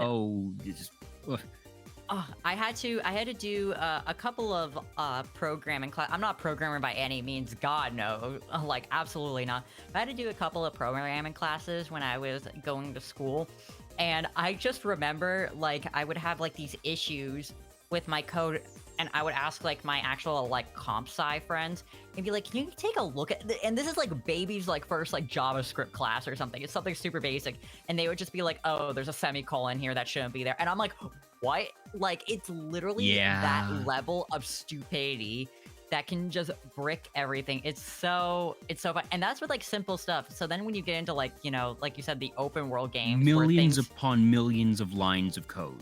I know, it's so much, and just like interactions and a bunch of other stuff. It is a marvel that we can get anything done nowadays. Seriously, it's crazy that I took some coding classes myself because, as many folks did at one point in their lives, I thought I wanted to make video games, so I took a Java class, and I realized very quickly I was no good at it. I managed to get a B in that class somehow with the help of several of my friends, maybe a low A, I don't recall, but I knew very quickly at the end of that year of just, nope, I still want to work in games, but I'm going to have to find something else, and went to school for marketing and information systems, mostly on marketing, wound up in, I don't know if I ever actually told you this, Byte, in our earlier conversation, but the way I wound up in the industry was initially for community management. Oh, that And makes then that makes a bunch of sense. and I eventually transitioned into QA and am now jockeying. I've done a bit of production. Part of that coming from the QA stuff. I wound up getting to know the project that I was on a lot better than most others, so I got involved more and more and more, and I even made some designs at one point that got used. But the end goal, or I suppose next goal for me, is production. Cool. But those are my particular roots, and one thing that I've said to many of my guests before, the reason that there is not a VTuber Talk Discord server is because I never want to do community management again. It's so hard. It is genuinely so difficult. That was actually one of the things that I didn't anticipate when I started streaming, because I kind of just like, well, this is just a hobby for me, like first and foremost, but the community management stuff has been, I think, the most challenging aspect of everything. Like I can do graphic design stuff all day long. Like I can troubleshoot my model, I can do all of that. But community management definitely takes a bit more time and effort from me, and you know, I am quite busy with my day-to-day goings and everything going on, and you know, I also shout out to all the mods out there, whether it be Discord mods, Twitch mods, what have you. Yeah, mods are doing God's work. Just honestly, I've got some amazing mods for both Discord and Twitch, and I'm like really grateful for it, because I don't think anything would be running as smoothly as it does if I didn't have their help, and so it really means a lot. But yeah, it's just I try my best with as much time as I have to do community management, and luckily I have like good rapport with all my mods, and I run, you know, ideas back with them on like what can be done better or improvement. So yeah, community management is tough though. It is very tough, and it has been a bit stressful for me in the past, but luckily I'm really grateful. I have a very nice community, so it requires a lot of like hands off kind of stuff for both Twitch and Discord. Like no one is really mean or nasty in Discord, and I don't really attract the like VTuber mean community people in Twitch. Oh my goodness, Pearl with the raiding party of 49. Welcome in, Raiders. Otter raid. Oh, 8 badge acquired. Hey, you finished up. You were doing Brilliant Diamond, Shining Pearl. Congratulations. Yay, 8 badges. Welcome on in, Raiders. I'm Jay. This is VTuber Talk. My guest today is Byte. And oh, darn it, Video Ninja's acting up and you're glitching out again. Hopefully it resolves itself. Obviously, too many awesome Otter folks coming in. Pearl currently holds the record for my longest interview at just over 5 hours, and then we also spoke for a couple hours after the interview. She is absolutely delightful, plays a bunch of different games. She's actually a huge FF14 fan. You were mentioning earlier, Byte. She does ASMR. She was part of the charity stream a couple weeks ago. Fantastic. Let me get you a shout out, Pearl Otter. Definitely. Whoop. Why is the bot not working? Dang it. Byte, did you eat the RAM for the I don't know what you're talking about. I did nothing. Why are you blaming me, dude? I didn't do anything. I'll figure that out, but twitch.tv/Pearl Otter. There you go, folks. Go follow Pearl. I didn't do anything. Go follow Pearl. It's so funny though that the Video Ninja is like bugging out, because I think in the past, like when I have done now this, it's back again. That you're just fine. You're looking good. Yeah, I think in the past it's like bugged out, and it's only been me specifically. So I definitely think that, you know, my like RAM eating, bandwidth eating ways is definitely lore. Don't worry, it's lore. Yeah, it's a thing. Yes, we've been talking now for, goodness, it's already been an hour and a half. We've been talking game preservation, a bit of game development is where we were, and just sort of marveling at the fact that games, frankly, can exist and do the things they do because the sheer scale of development in terms of lines of code and all the complexities and interactions is, if you actually look and realize how many moving parts happen, it's astounding. And really, by proxy, that's also extending to VTubers as well. Just one thing that you talk about a fair bit is the ever-evolving technology that we have access to as a whole, but also in the VTuber space. That not even talking about, all right, your model 1 to 1.5 to 2.0 and your own skills there, but just the sheer type of technology that, whether it be the Twitch integrated throwing system or hand tracking or just all these different things that you think 3 years ago, VTubing was not majorly accessible before you had things like Vroid or Live 2D that in the beginning you would only have Keyta AI, not because she was the only one that wanted to do it, but that the technology that was required was prohibitively expensive. Right. Yeah, exactly. It's so fascinating to be doing this in this era and having like VTubing kind of like pop off because of like all the technology that's happening. Like, I feel like the AR kit, like the blend shape kind of face tracking that I had, I feel like it got popular when like Eye Candy debuted like their previous model with like the face tracking, and everyone was like, what the heck? Because at least for me, that was like the moment when I was like, okay, I want to give this a shot and try and do this because I love how their face moves and I want to do the same thing. So it's been very interesting to see like everything just like change and evolve. I mean, the person that got me interested in VTubing, I think a lot of people credit like HoloLive or maybe even VShojo, but the person that actually got me like interested in trying out VTubing was actually Code Miko. I don't know if you're familiar with her. I know the name, yes. So I have not seen much of her content, but I am aware of who she is. Oh my! In my honest opinion, I think that she is the upper echelon of what you can do with VTubing. Like technology-wise, I think, and it's interesting that the VTubing community doesn't really talk about her that much, but she is, in my opinion, like she's at the forefront of like what you can do, because she had the face tracking stuff going on before. She has like a realistic model. She has her own like Unreal project, like her own custom Unreal project. She's fully mocapped. Like, she is a virtual content creator. Like, she is just a virtual streamer, and the stuff, like, she was my inspiration, kind of like who I aspire to be, but I don't have like the financial abilities to do what she does. But everything she does is so incredible, and it's just amazing to see like technology get more impressive and things become more accessible, and the stuff you can do with it, it's incredible.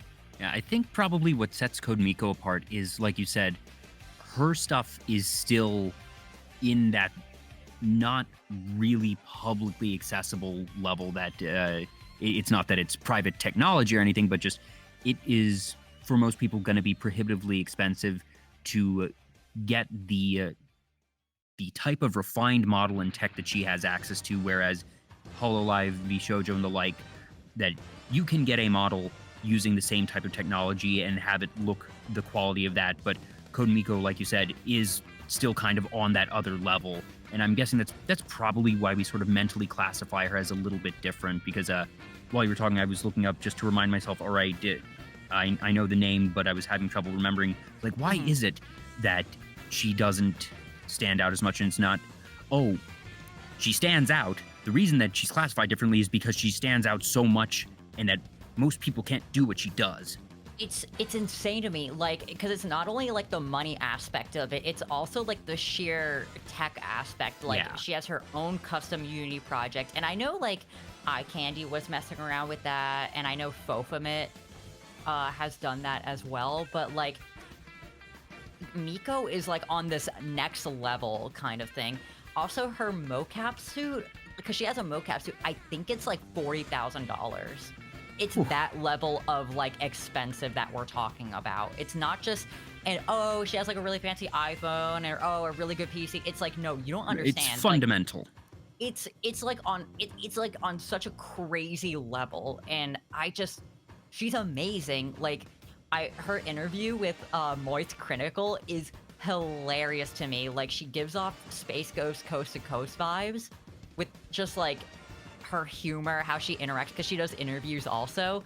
She's just so, I don't know, like that's why I think VTubing's so cool, is because you can just like have people like that, and it's so awesome. And I don't know, it makes you wonder when we're gonna reach that level of fidelity as easily accessible, low barrier to entry like we have now with Vroid and Live 2D, because like I said, rewind the clocks 3-4 years, and the stuff that we take for granted now with those programs was not publicly accessible, or rather not it wouldn't be considered a low barrier to entry. It was still very high barrier. And how long is it going to take for Code Miko level tech to become low barrier to entry? Because at the rate things are going, I'd be surprised if we weren't there in 5 years.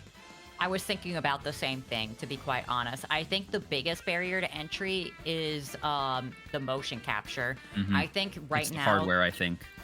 I definitely think so, because like for like a realistic character, there's things that Epic Games is doing with metahumans, and so you can create like a realistic human that's like rigged like very easily. And I think it also supports like AR kit stuff, and if not, it's not that difficult to do AR kit blend shapes to get that full face tracking. And then to make a Unity project, you know, or like an Unreal project, there's a million tutorials, so that's not that difficult. It is complicated, but there's a lot of tutorials on how to do it. There's a bunch of free 3D assets, so it's not the worst. Really, the most difficult thing is the motion capture, because right now, the only way to get like motion capture is if you have like a VR headset, like an Index or like an Oculus, and the only trackers that are available are HTC brand ones. And also there's a small company named Tundra that made Tundra trackers that were a Kickstarter. I'm not sure how good they are though. Not familiar with them. It was like a Kickstarter, I think last year, but it's supposed to be an alternative to the HTC Vive trackers, like the pucks. So that's really the only cheap way to do 3D motion capture, and I experimented with it about a year ago.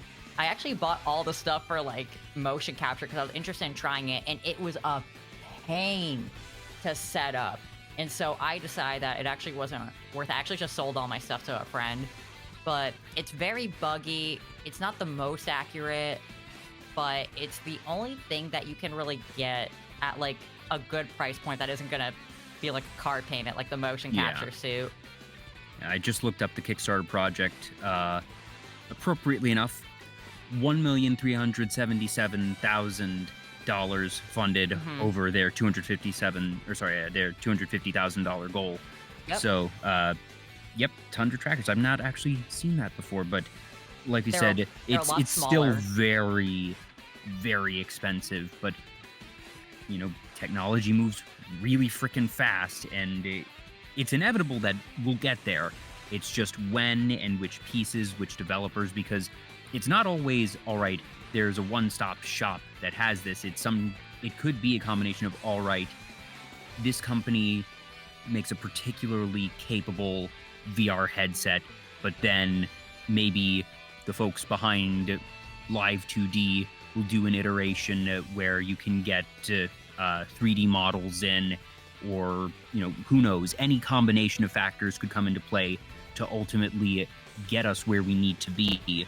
But no one ever knows what it's actually going to be to get us there, or when we are going to get there, because since there are these different factors at play, it's not usually going to be just one company saying, all right, we know that with our release of this, we're going to be able to get all the pieces together. Sometimes it's two developers independently having a release near each other that happen to synergize, or maybe it's one building off another, trying to say, okay, we know that every other piece exists, and we think that if we do our thing, that we are the last piece.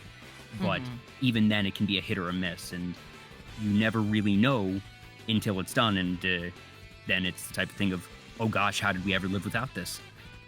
Yeah, I think because the VTubing scene is quite niche, there is a lot of shared resources with the tech. I believe that the creator of VC Face, which is an app that I actually use to load up my 3D model to do my VTubing stuff, spoke with or worked with the developers behind, what is it called? VTube Studio, which is what the 2D VTubers use for, I believe, some kind of face tracking, like for mouth X, like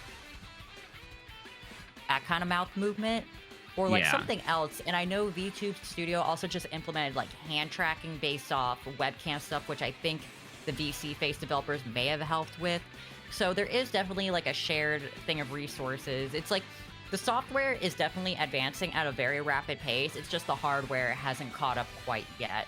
And I'm really hoping that that'll change. But like you said, I definitely agree. Like 5 years, I would think that there would be like it would be probably more accessible. Hopefully, I would very much like to have an accessible mocap suit. That sounds a lot of fun. Yeah. And part of what technology limits us to right now is that usually for mocap, you need a fair amount of space to work in. But if that particular axis, I suppose, of technology is able to get refined to the point where you don't need much more space than what you have at your desk, and that you're able to get good, reliable tracking to that extent, that's one other layer of those barriers to entry. And my guess is it will probably see that in some way, shape, or form, because I think, at least for VTubers as a whole, you want to be able to operate for the most part at your desk. That most people aren't going to want to or necessarily have the space to have, a big studio or clear out their room or apartment or what have you to make sure that you have that type of, 30 by 30 square or whatever you need for some of the mocap suits today.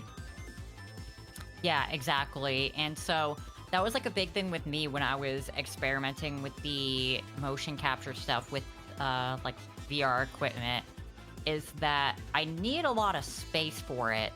And I had the space in my room, but it wasn't just the space, it was also like how many applications I needed open and like how much strain it was putting on my computer.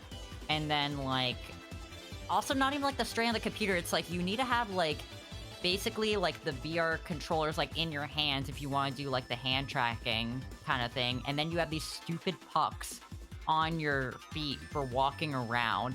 And it's just like, okay, well, if I'm playing a video game, how often am I actually going to get up? Unless it's going to be for like comedic effect of like raging out and like walking away. Yeah. Like really the most you need is like good reliable hand tracking. And I think at that point, like if there was like a good alternative, I was just complaining to you before we started like. Yeah, because we do have hand tracking. Yeah, but the Leap Motion sucks. It's like the hardware, software, whatever you want to call it, behind it is terrible, but it's like the only cheap entry level like hand tracking thing, but it's so finicky. It's so irritating. Is there one particular piece of technology, whether it be, 3D or otherwise, that for content creation, it might not even be VTubing, but it might be. Is there one piece of technology that you are hoping, all right, this is something I really want to see get innovated, just that for my content, I know that it would make my life easier, or this is a space that I want to explore? That do you have anything at the top of that, theoretical wish list of technology? I would have to say hand tracking. Better hand tracking. Yes, like better hand tracking. I talk with my hands quite a lot, and I think that it would just like help elevate like the mood and how I'm feeling and a bunch of other stuff a lot better if I had that. Along with that, I think it would be really fun if like, if there was like really accurate hand tracking, because I build Gunpla on stream. I think it would be fun to have like, literal plier like model, like a little plier model thing, or not plier, like a cutter, kind of like a plastic cutter, like in my hand, and then it would almost be like, my model is like reflecting what I'm doing like in real life. It would be really cool. But yeah, definitely like more reliable like hand tracking would be like the most ideal thing. I would fucking love that.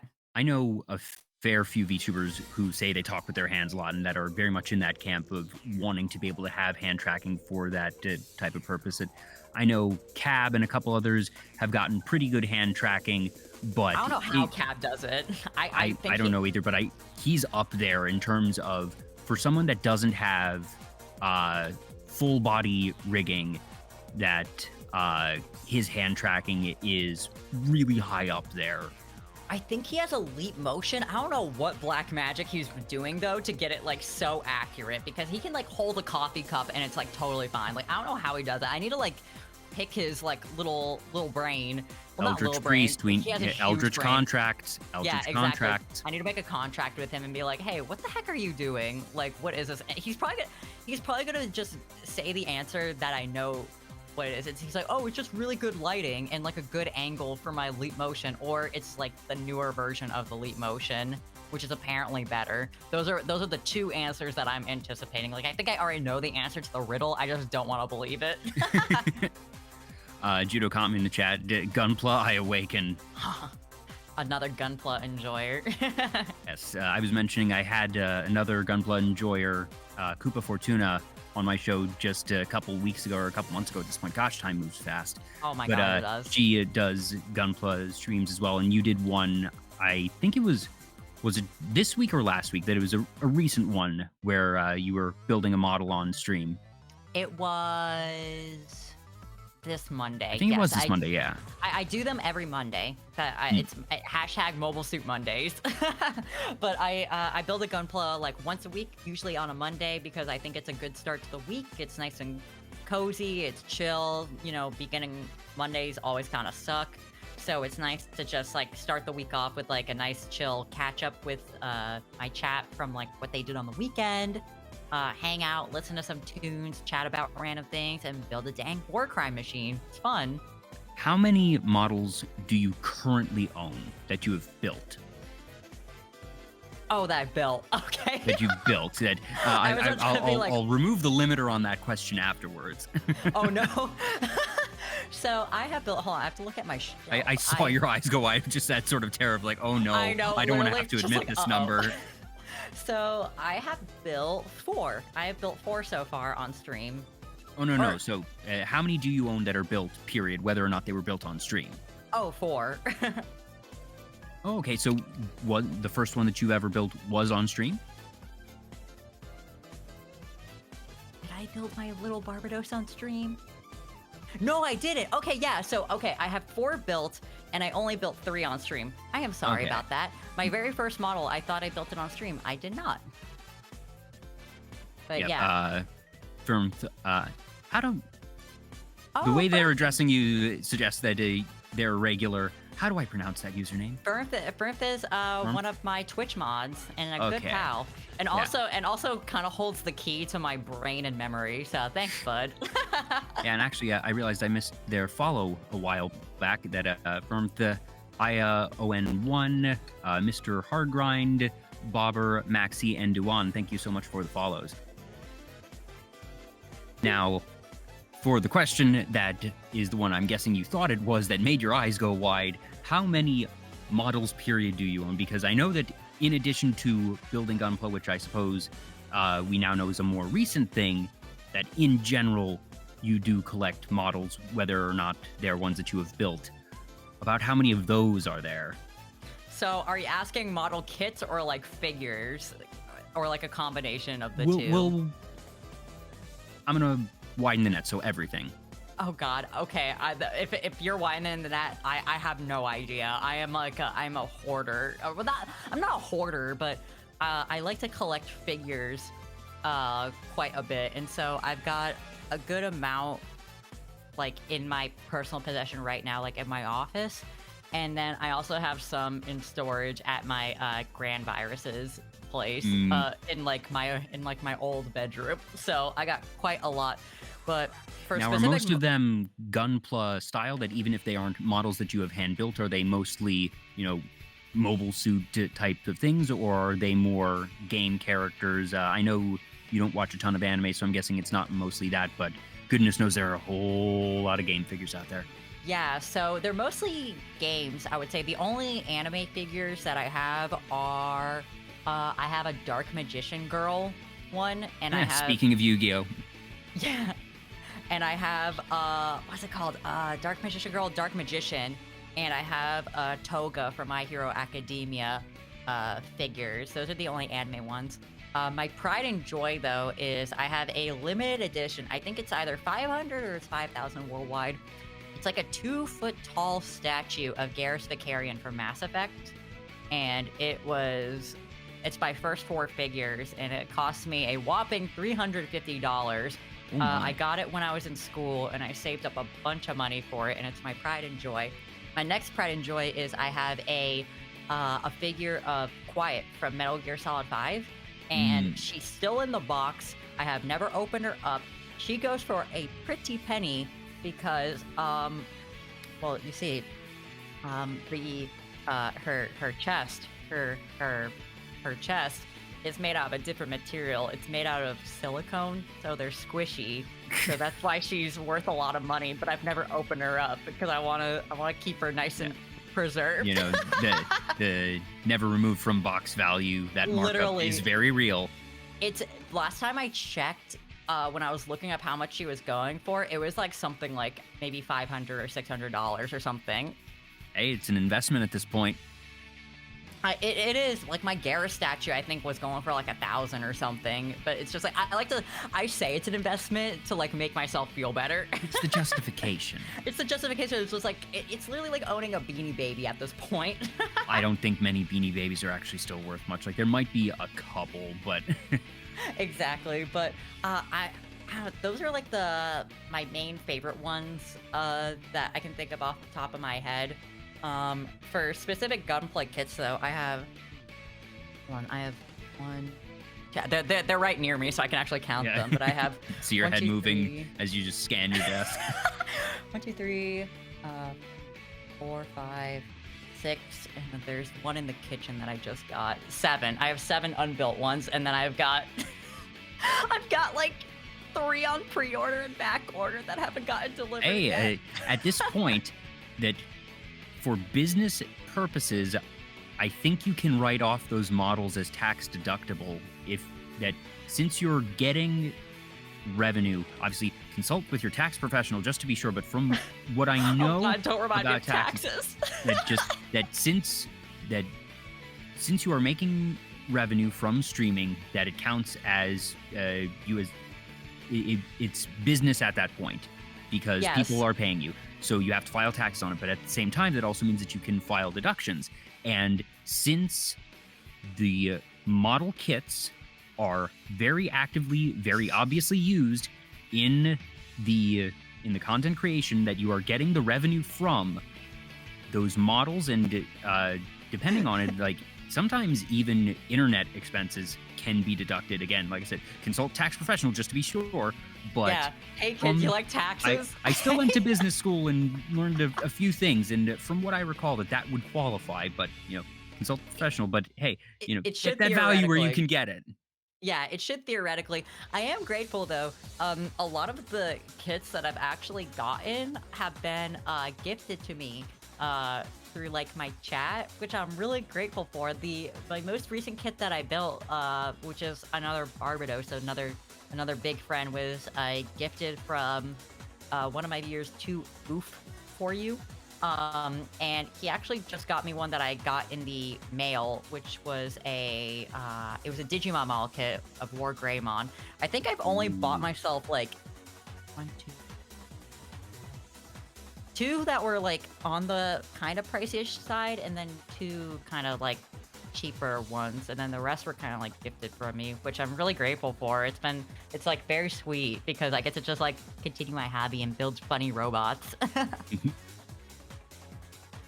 Is there a particular model? So I'll broaden the net on this one as well, that whether it be a figure or a Gunpla model, is there anything that you have your eye on of this is one that I really want to get eventually, that it's probably one that is a bit bigger, a bit nicer, but is there anything that you've been eyeing for something special down the line? Oh my goodness gracious. There is a well, I can't remember the name of the company, but there's a statue of Sauron from Lord of the Rings.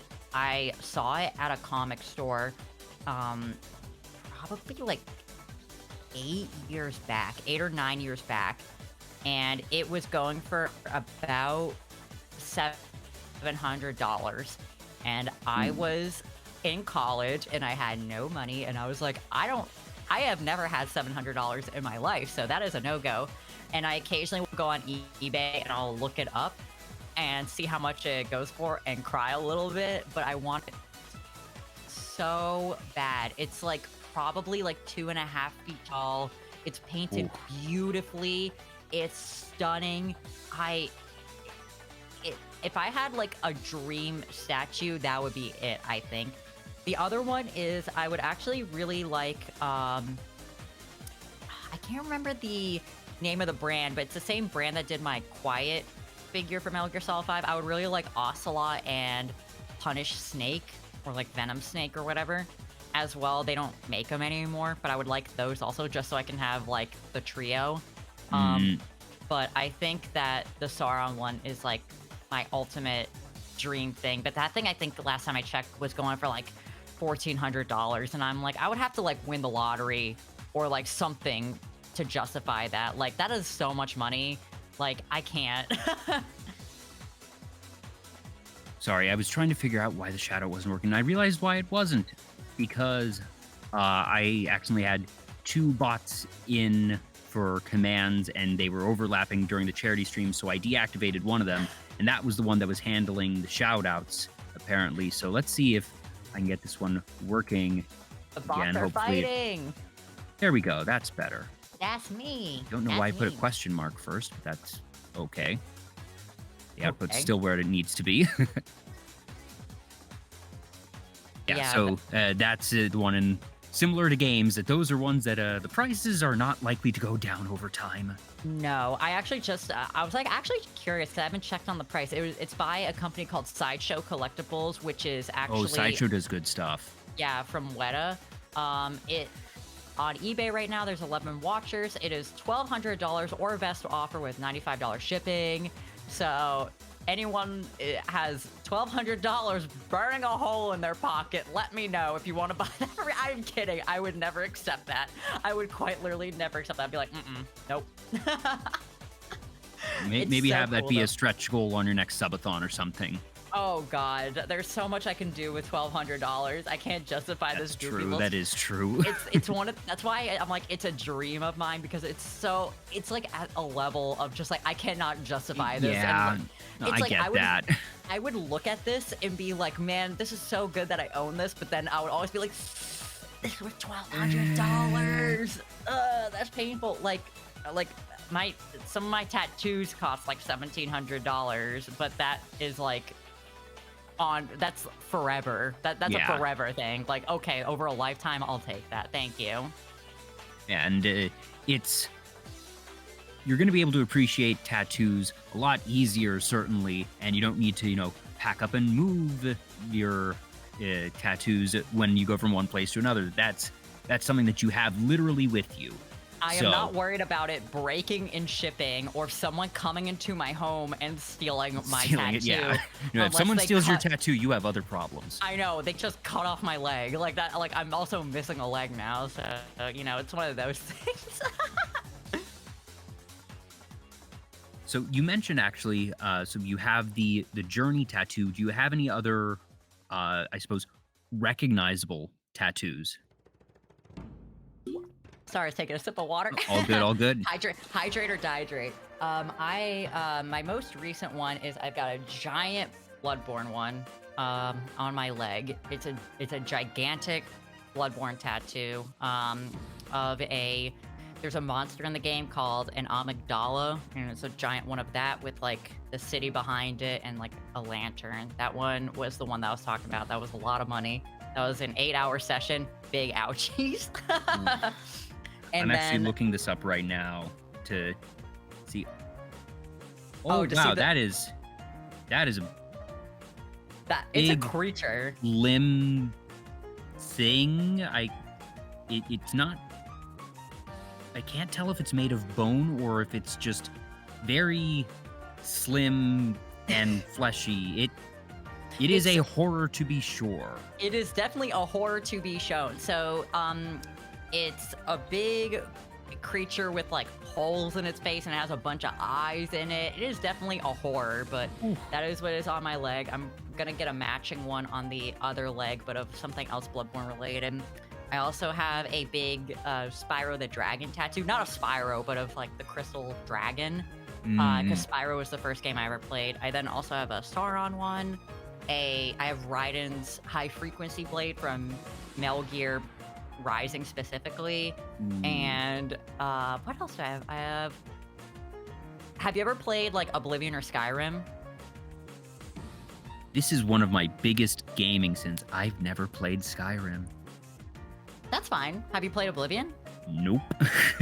Oh, so this is just gonna fly over the top of your head. It okay. probably will. It's like I know, obviously I know about Skyrim and like obviously, you know, it's difficult to be a gamer and not know about Skyrim, so maybe it won't go over my head. It's been but maybe released about 200 times on every platform, so, you know, you've probably experienced it. But when you murder someone in the game, most of the time, a little lad will run up to you and be like, hey, I got a little letter for you. And you're like, oh, thank you, random stranger. And you open up the letter, and it's just a big black handprint that says "We Know" on it, and it's the start of the Assassin Guild quest line. And so I have a tattoo of like that handprint with "We Know." And nice. And then the very peculiar one that doesn't match any of my tattoos, but I love it very much is, have you heard of Untitled Goose Game? Ooh, yes, I have. I have a tattoo of the goose with a knife in its beak. I've seen that picture before. Very nice. So peace was never an option. So I think that will cause problems today on purpose. Exactly. So that is what I have. I'm hoping to finish up my arm and finish up my sleeve, and I'm hoping to get a big bonfire with the spiral sword or the curved sword on my arm, and then something related to Artorias from like Dark Souls, and that'll complete my arm, and then I can move on to other things. I do not like needles. I could not get a tattoo, but I have a lot of friends that have just incredible tattoos. I know that, for a lot of people, they are deeply, deeply personal, and obviously the artists that create them are, you want to talk about art, you want to talk about preservation and effort and connection with art. Obviously, tattoos are this whole other type of art, and the way that you can interact with art, that's its own just fascinating subject. Absolutely. I'm grateful because my artist is also like a huge nerd. And so whenever I go and see him, he like loves video games, anime, movies, stuff. So we just like talk for like a long time while he's busy. Yeah, he'll pass those 8 hours. Oh yeah, he surely does. He's great. So he like helped make that 8-hour session on my leg like not the worst thing. The last 2 hours though were kind of like a pain though. I was just like, all right, I'm no longer having a good time anymore.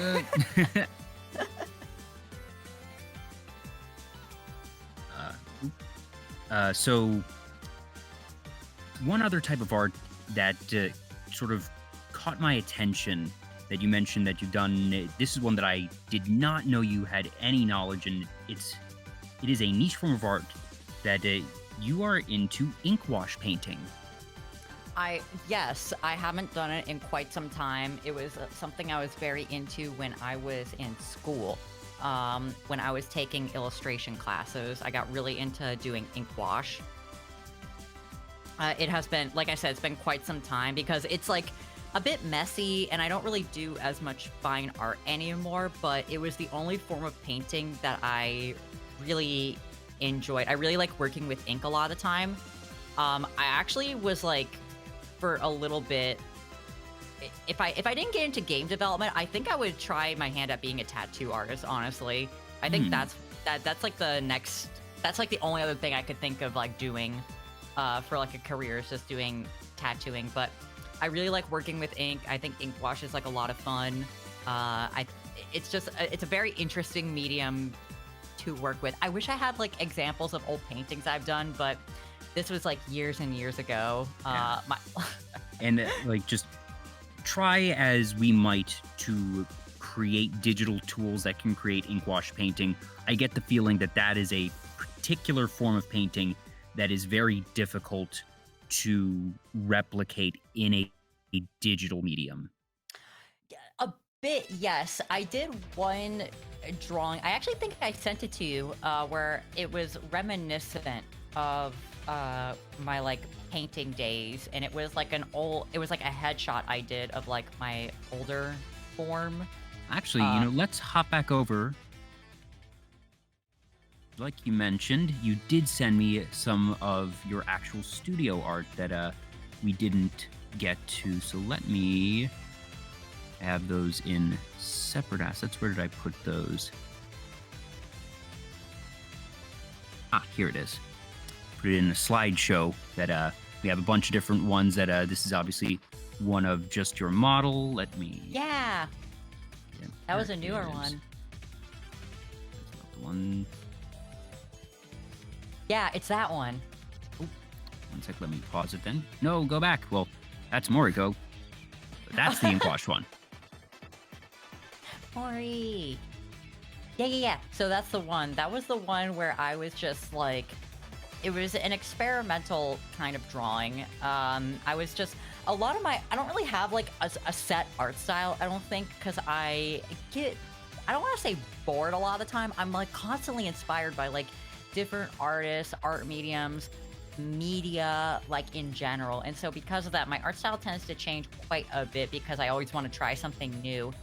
But with this specifically, I was really reminiscent and nostalgic for like my painting days. And so I kind of was trying to replicate it. It's not exactly how I used to paint, but it is watercolory and like kind of inky. I think what I liked most about ink wash painting is that I didn't have to worry about colors. Even now with like digital art, coloring is my least favorite part of the drawing process. I like sketching and I like inking, but then I don't like coloring. And so, I mean, it makes sense because, inking and using ink in like traditional media is like my favorite medium. So that also makes sense. Yeah. No, I'm starting the slideshow up again. So the next one up is going to be that image of Mori, Bat at Video Games, another fantastic past guest of mine. I love Mori. Talk about 2.0 models. She actually got her own 2.0 recently, which was, funny enough, rigged by another of my past guests, Great. Her new model looks so good. I love the giant ears, and like her hair looks messier. She looks so cute. I love Mori so much. She's one of my favorite VTubers, I think, just because of like all like the crazy shit that she does, like the challenge runs for like endurance. But I'm glad that she has kind of like cut back on them because she was doing them for like a lot back to back, and I'm glad that she's kind of just doing them once a month now, to kind of take care of her health. Not to like be like not to care like too much about it, but like, I don't know, she's so cool and she's so funny and like so original and like iconic. I think Mori's so great. I just had a realization. I think that a couple steps had to happen to get to it, but that Mori is responsible for you being on the show right now, indirectly, now that I think about it, because what happened was the way I found you was from the Wrecking Crew, from Poppy. Mm-hmm. Yes. The way I found Poppy is because Mori raided into him after one of her marathon streams. Mm-hmm. So it is because of Mori raiding into Poppy that I found out about him, which is how I found out about you. So Mori is indirectly the reason that we are talking right now. It's that bat-to-bat communication, bat-to-bat conversation. Yep, just mess with the timeline. I don't find Mori, I don't find you, and that's one of the interesting things for me as a host. This, I'm almost at 50 episodes, which is really weird to say, but just I try to remember, all right, how did I discover a guest? And it's getting more and more difficult. Sometimes I'm able to remember that I knew right away that I had found you from the Wrecking Crew and from Poppy. I only just now remembered, oh wait, it was from Mori that I found Poppy, and that you then have that chain of events. But I try usually to remember, okay, how did I find each guest over time? And it's getting difficult because there's a lot of VTubers and it's a big community, but it's also a very small community.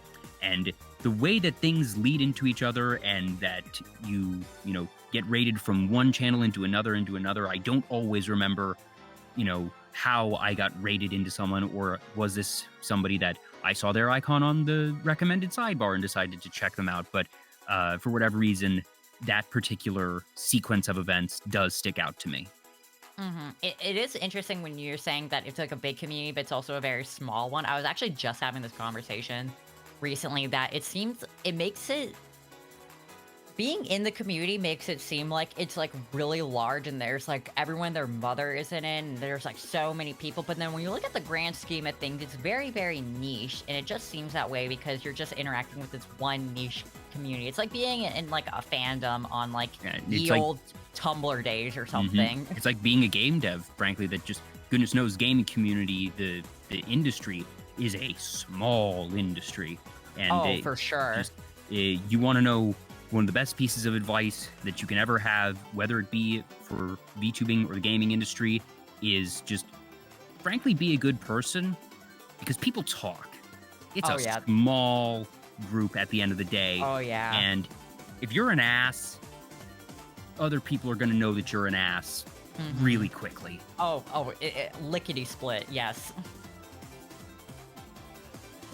But just at the same time, you know, if you're a good person and do right by others, people talk about that too. And just frankly, you know, I say this as a compliment and a thanks to my guests, not myself patting myself on the back, but just the reason that Vtuber Talk exists and is able to continue is because I try to do my best to create a good environment for my guests, and that you know, I always say when I invite someone on my show, feel free to talk to any of my previous guests, and just, you know, if I mess up somewhere along the line, that my type of show would not last long if I was an ass. But at the same time, one of the biggest joys that I get as a host is I've name dropped a bunch of people tonight, and that's not me trying to name drop and say, oh, I've interviewed so-and-so. It's because I like introducing guests to other guests and then seeing them become friends and collaborate.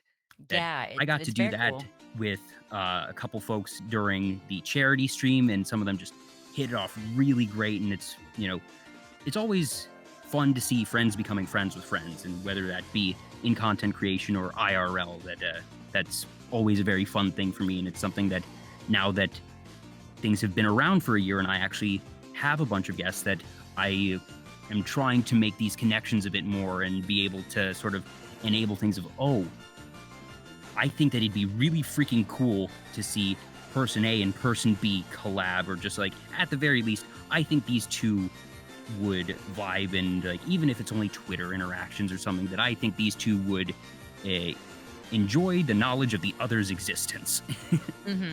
It's been cool to like make friends. I think that's been like my favorite part for like the past year of like doing this like wacky little hobby, is I've gotten to meet like a bunch of people I don't think I would ever meet.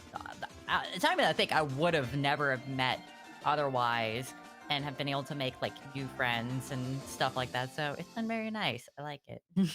Yeah. We have here your emotes, and these are just made by you, correct? Yes. Everything that you see on my stream, besides a couple of things which are in like my creds panel, were actually made by me. So I made like my overlays, my emotes. I didn't make my sub badges. A friend of mine did, and I didn't make like my stinger or my alerts. But I'm pretty much like self-made. Not because I'm like, well, actually, no, it is because I want to do everything myself. I like learning, and I like kind of like trying new things out. And I feel like I have like a lot of knowledge on different skill sets. And so I like being able to put that to the use, and I like being able to put my own personal touch on things. But yeah, these are my brand new emotes. I'm very happy with how they came out. Oh, so for some reason I thought of at least a few of these were older ones, but were all of these unveiled along with the 2.0 model? Yes, they work. Oh, nice. I didn't realize that they were all, hot off the press. That's fantastic. And They are- we they have are seen hot off the them press. being used tonight in the chat a fair bit, so definitely spam the emotes if you got them. Yeah, there's the tier 2 and the tier 3 aren't on this one. And I think I did like one other new emo. I can't remember what it was, but the tier 2 is like a cat girl version of myself, which is like, hold on, which is like based off. I can't do it! No! I want to take a hit of ketamine. Come on, do the thing. Can I become a clown? I can't even become a clown. What's What? going on? Hold up. Because you had... Hold on. We have a. Oh wait, I remember. I changed the hotkey for it. Hold up. Hold Okay, up. so it was like, you had hand tracking earlier. I know. So- I was like, oh no, did I break everything? Hold on. I have to get my ketamine, situated. Where the heck is it? Okay, I got it. Okay, yeah. So the cat girl one is the emote that I made is based off of this, shining gem of a feature that I have for this model. Meowsy wowsies. This is a big old hit on my streams. Yeah, that chat definitely likes to mix and match the different facial assets that you've created for yourself.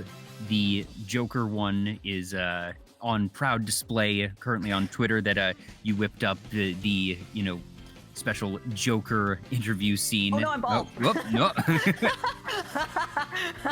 Yes, You all are getting some free redeems right here. This usually costs channel points. Yeah. These are some freebies. These are some free samples. Yeah, this is like fun to do. I'm like happy with like how the new version of these stupid little redeems have come out. They're like a big old hit on my streams, and they're fun to my dismay. Oh goodness. There we go. Let me get back to normal. So this one you sent me, and it wasn't until I put it into OBS that I realized what was on the can. God, you want to talk about a throwback like that? That feels like a generational thing. I have been trying with like my newer drawings to hide the S into everything, but Oh gosh, just make it sort of your calling card of, there's always the hidden S somewhere. the S, I love the S. I'm definitely like leaning more into. I started drawing like this as like a little jokey joke. Like I just found like an MS Paint style brush one day, like when I was drawing on my iPad, and I was like, oh, this is fun. And then it was like the most fun I'd had in digital drawing in quite some bit. So now I'm just like drawing like this little like early 2000s like monster. Like I don't know where this art style came from, but it's like a lot of fun. So damn it, Bite. One, I look over at the can, I see the S, and I think, oh, teehee, that's funny. And then my eye floats over to your other hand. Got And him. I realize, ah! Got him, sucker. Again, I don't know if that is still a thing. I don't like the idea that I'm a boomer, but it makes me wonder if I might be. I'm the one with like Windows 98 just chat in backgrounds. My starting soon screen is an AOL dial-up screen. We are past that point of boomer, okay? I am a virus that was launched in the 90s. My programming hasn't advanced that much from then. I'm still running on MapQuest. Like I have baby MapQuest. I only have like a little bit of RAM. I only have like 300 megabytes of RAM space. Like I am not the most technologically advanced You want to talk about virus. seeing the advancement of technology, not just when it comes to VTubing, but in society, that folks that are in their mid to late 20s, I feel like we saw it, that we were old enough to be aware of the changes happening and truly grow up with them. That some people were born just a little bit after it, and, the internet was already a thing. The internet had always been a thing for them. That, I grew up in, just like you, in the 90s, where for the first decade and a half of my life, that when I used the internet, it meant that no one could use the phone. Yes, Like I'm trying to, I can't remember when that stopped being the case, but I feel like it had to have been sometime when I'm like, I've said it openly, I'm 29. I think that stopped somewhere when I was like 9, 10-ish probably is where it was, somewhere around there. I lose track, but we've seen a lot, Byte, of just where technology has been and where it has gone. I'm very reminiscent of like Web 2.0 in that era for like many reasons, but yeah, it has been quite interesting. I always love the drama of like using the internet and then like someone tries to use the phone, everything's busted, broken. Trying to play Neopets, play one Flash game. You load it up. It takes about 40 minutes to load up one game, so you go out of the computer room and you go watch TV wait for or it something. to finish. Yeah, Yep. like that whole drama. You mentioned Newgrounds earlier of just the Wild West of Flash content creation. Neopets definitely just Neopets. Wow. Neopets, Guy Online, MySpace. I miss everything about like Web 2.0 so much. I mean, that's where I came from, and it's kind of like where, my programming kind of ends, so that's all I really know. Yeah, one of the things that you mentioned was, like you said, Web 2.0, but also Y2K websites and that whole thing of, you make sure your computer is off at midnight in December 31st, 1999, because things were supposed to go totally haywire. Yeah, that was crazy that it didn't happen, right? That was so crazy that didn't happen, right? You want to talk about the 2012 fiasco, Mayan calendar ending? If people were thinking Y2K was going to be a thing, that was fun, and oh dear. Yeah, that's so funny that didn't happen. Oh man, that was so crazy. Byte? That was so crazy that didn't Chat's, Don't rat me out!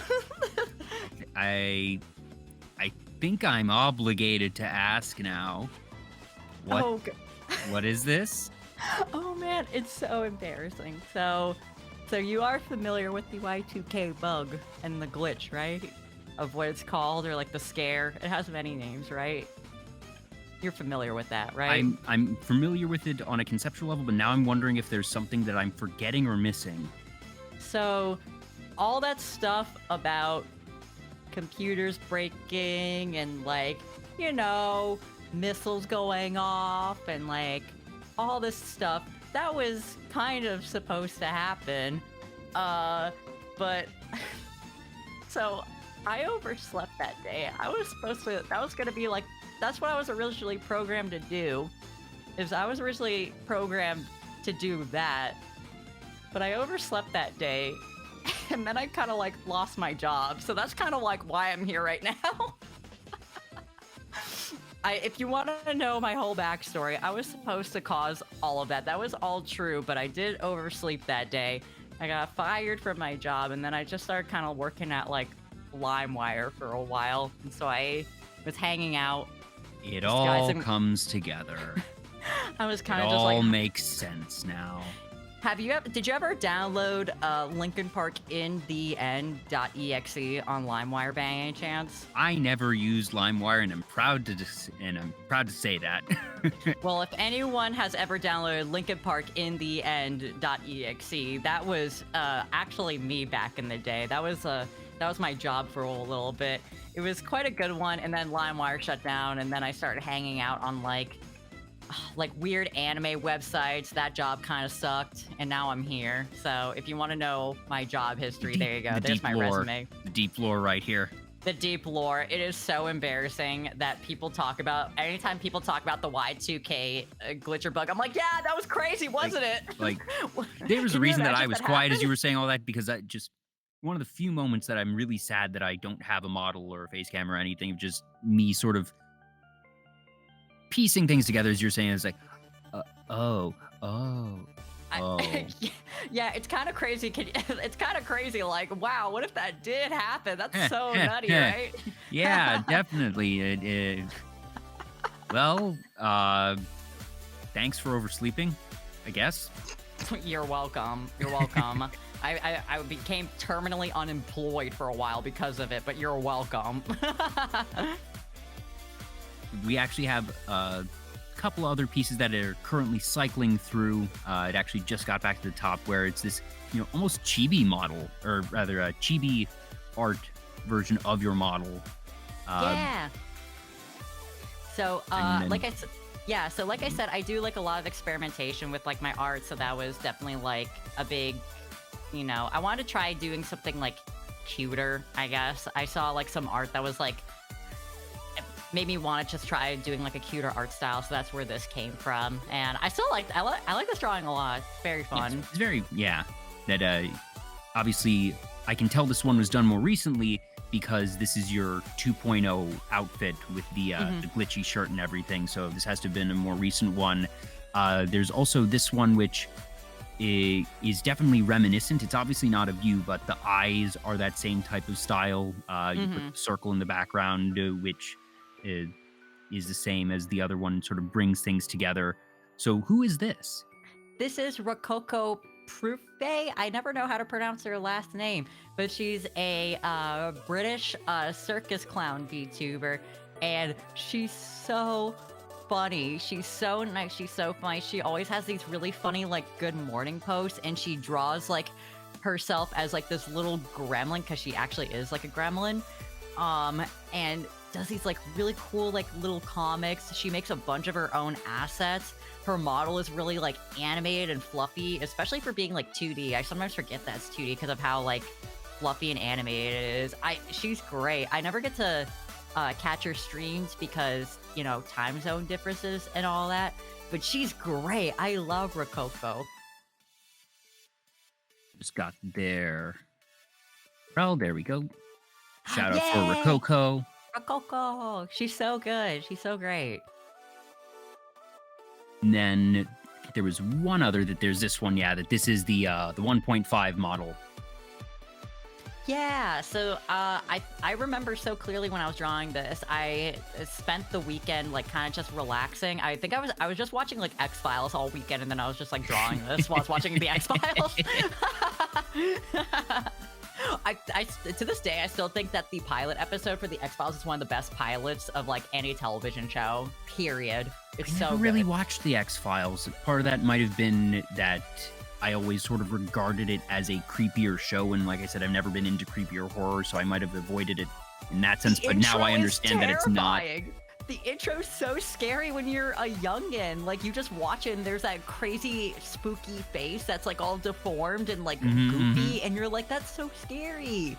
But it's such a fun show.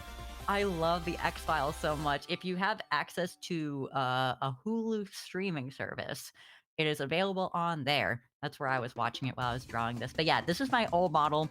Definitely a different art style. It's a bit older. But like I said, I do a lot of experimentation. Just a fun little drawing. All right, I'm going to bring us back to the main stage. Here we go. Yeah. Da-da-da. But so obviously you have a lot of different styles, frankly, when it comes to art. That 3D being your bread and butter, but that you still have that 2D base of knowledge in everything from ink wash style to that sort of chibi style, and then you have different ones in between. Was there trying to figure out the best way to phrase this. At what point did you realize that art was something that you were really passionate about? Oh goodness, I've been drawing since I was a youngin'. I just got into drawing. I don't know why. I think I just started drawing and then I never stopped really. But was there a moment, or whether it be a realization, or maybe it was after completing a piece and starting to consider that, at what point, whether it be from a specific event or just when do you first remember thinking, I want to do art as a career? Oh, so that was actually when I was in high school, actually. So I had been drawing, like I said, pretty much all my life, and it was always a hobby, and I always took art classes, but I had this one teacher in high school that actually informed me that, like, art can be a career, and, like, game development is, like, a thing. And it never occurred to me that, like, This sounds so silly, but when you're in high school or like you're younger, you don't realize that like games are made by people. You just think that they are like they're made and then that's it. Like you don't really consider that they're made by people. And so I was like, whoa, you can do that? And so I became very interested in that. And that's when I kind of decided that I wanted to go into games. But what's actually interesting is that when I went to college, I was majoring in game dev for a bit, but I was only interested in the art, and a lot of the classes were programming centered after a while, and I was You like, ran into the problem that I did of wanting to be in Yeah. games and realizing that you're not good at programming, so you find a different angle. yeah, exactly. So I was just like, okay, well, the game design major is too broad spectrum for me, and I know exactly what I want to do, which is art. So I will do something else. So I changed my major to animation, actually, and so I have a BFA in animation with a focus on like a minor or like a focus on like illustration or something. I think one of those, because I kind of did both. I actually originally wanted to work in animated cartoons like television and be a background painter or like environment designer. Really? for Okay, cartoons. because that's very Yeah. different from where you wound up. I'm surprised Yes. that you went, well, one, that you had that very specific interest of backgrounds, because you talk about things that people don't usually think about. Backgrounds are usually overlooked because they are literally in the background. Mhm. But that was your initial area of interest. And from what I hear, it's usually more common that people are into character design and, foreground material, and then realize that they have a passion for the background stuff. But you went the reverse. Yes, so I also enjoy character design. I mean, I made my own, characters and stuff, and I've always been interested in making characters for things like Dungeons and Dragons or just like my own little OC. So I do enjoy character design, but I was Or actually, always... I suppose I may have just made a poor assumption, because if you are comfortable saying that primarily in your day job is the modeling that you do for background stuff, or do you do more, I suppose, foreground material, as in character modeling or creature? I focus on props and environments. That is Okay, my so focus. so you are still in some ways doing the background stuff, even if it's not quite in the just background capacity. That it isn't the character modeling primarily. Correct. Yes, I have never created a character for a video game in my life, and I probably never will. And it just so happened that you were very adept at creating a character when the situation called for it. Like I said, the biggest barrier for me is the rigging, weight painting, all the bones, all that kind of stuff. Oh, But when and you take that makes sense, all of because that that's out of stuff the that you aren't equation- working with in your Yes. everyday. Okay, it's all coming together. Yeah, because everything past that point is just texturing, and I know how to texture. Like, that's my favorite part about 3D modeling, actually, is the texturing aspect.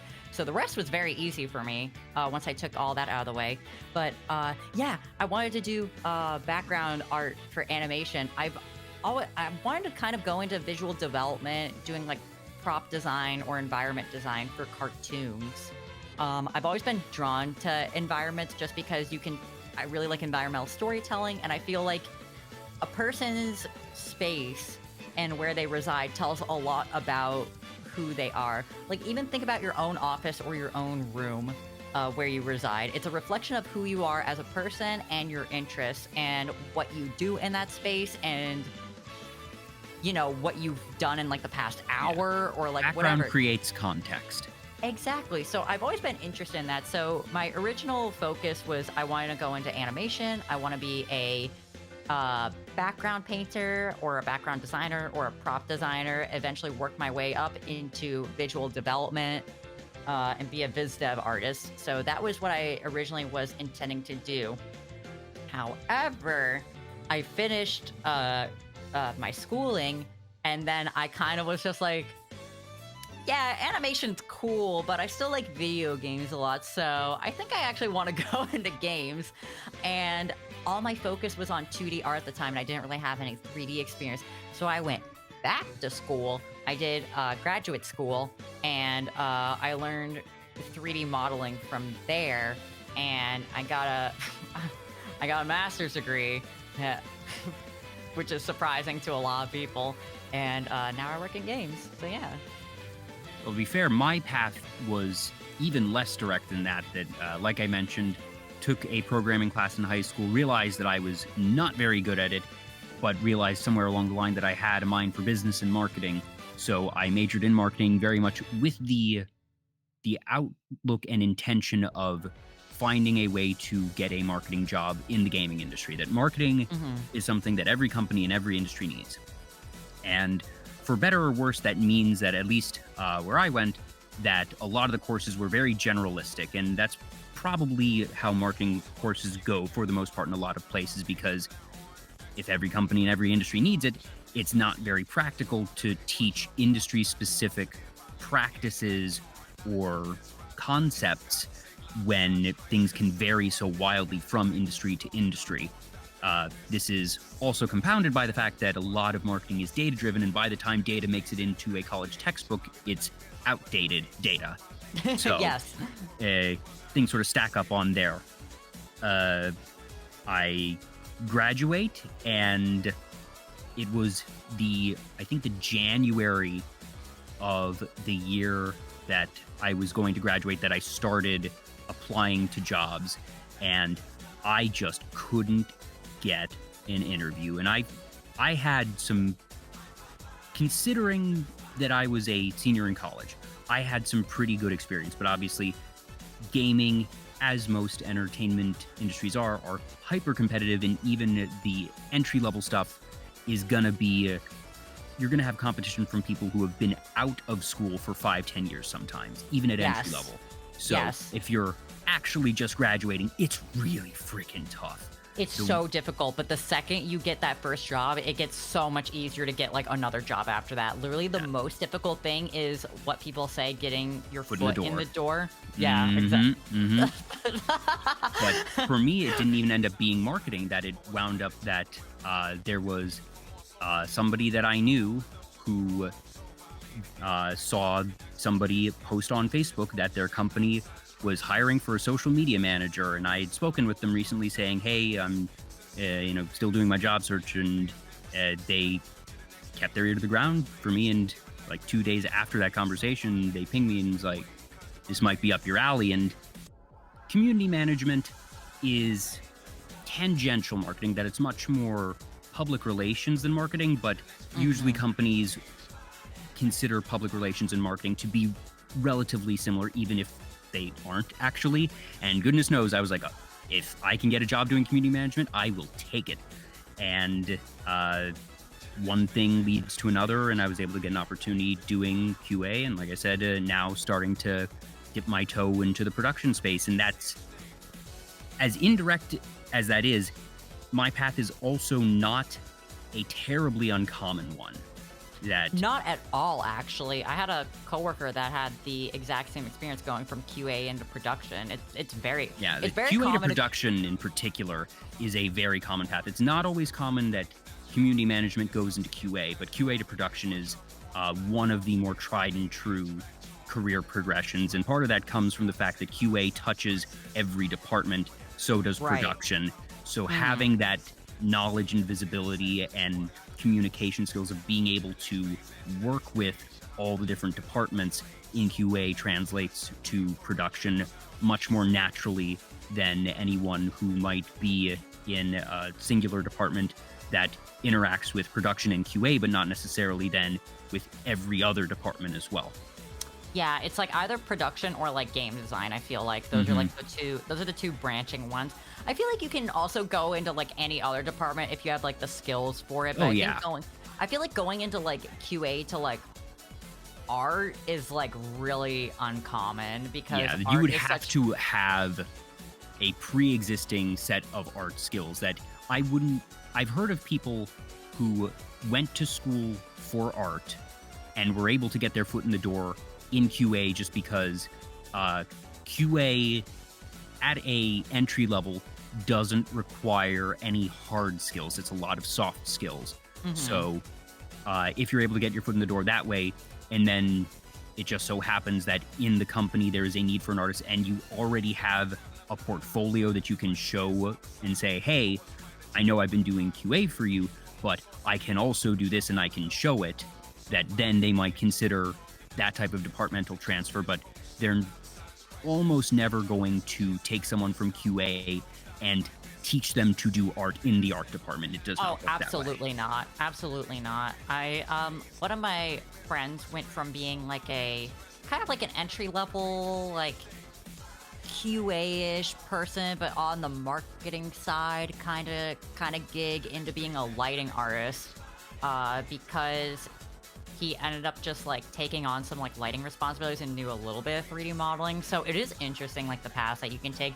I mean, even in like my job, I'm technically have like the same role, but I have a very different responsibility than I had at my previous job. Like I actually don't do 3D modeling anymore. I'm more on like a level designy kind of side. Oh yeah, and almost. goodness knows that job titles and responsibilities, and I get the feeling that it's not entirely unique to gaming, but perhaps more so than average in gaming than in other industries.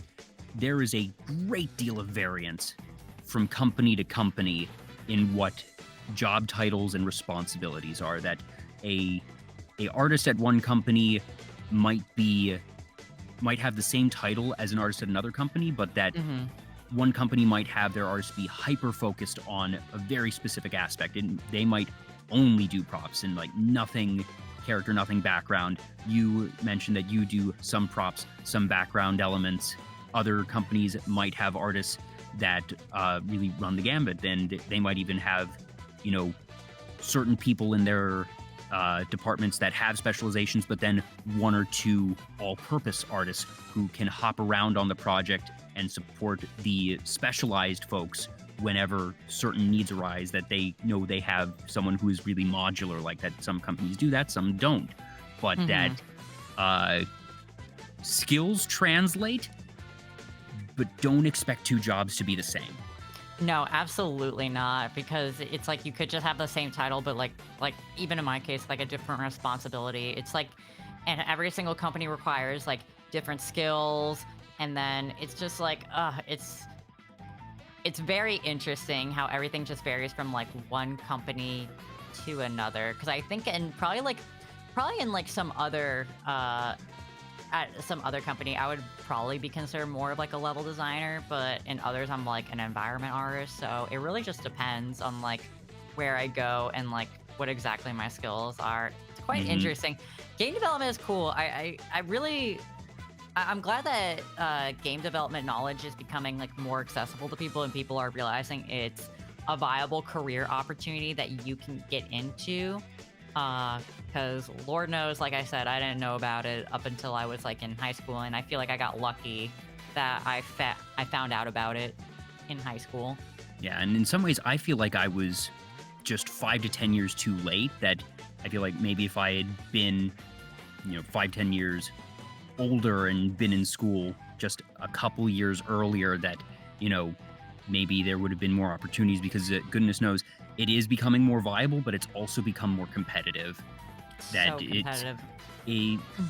But at the same time, talk about barriers to entry of VTubing, barrier to entry for game development has also gone down astronomically, because it used to be, all right, you needed to work for a big developer if you were going to get a release on a thing, but anyone can launch a game on the App Store nowadays.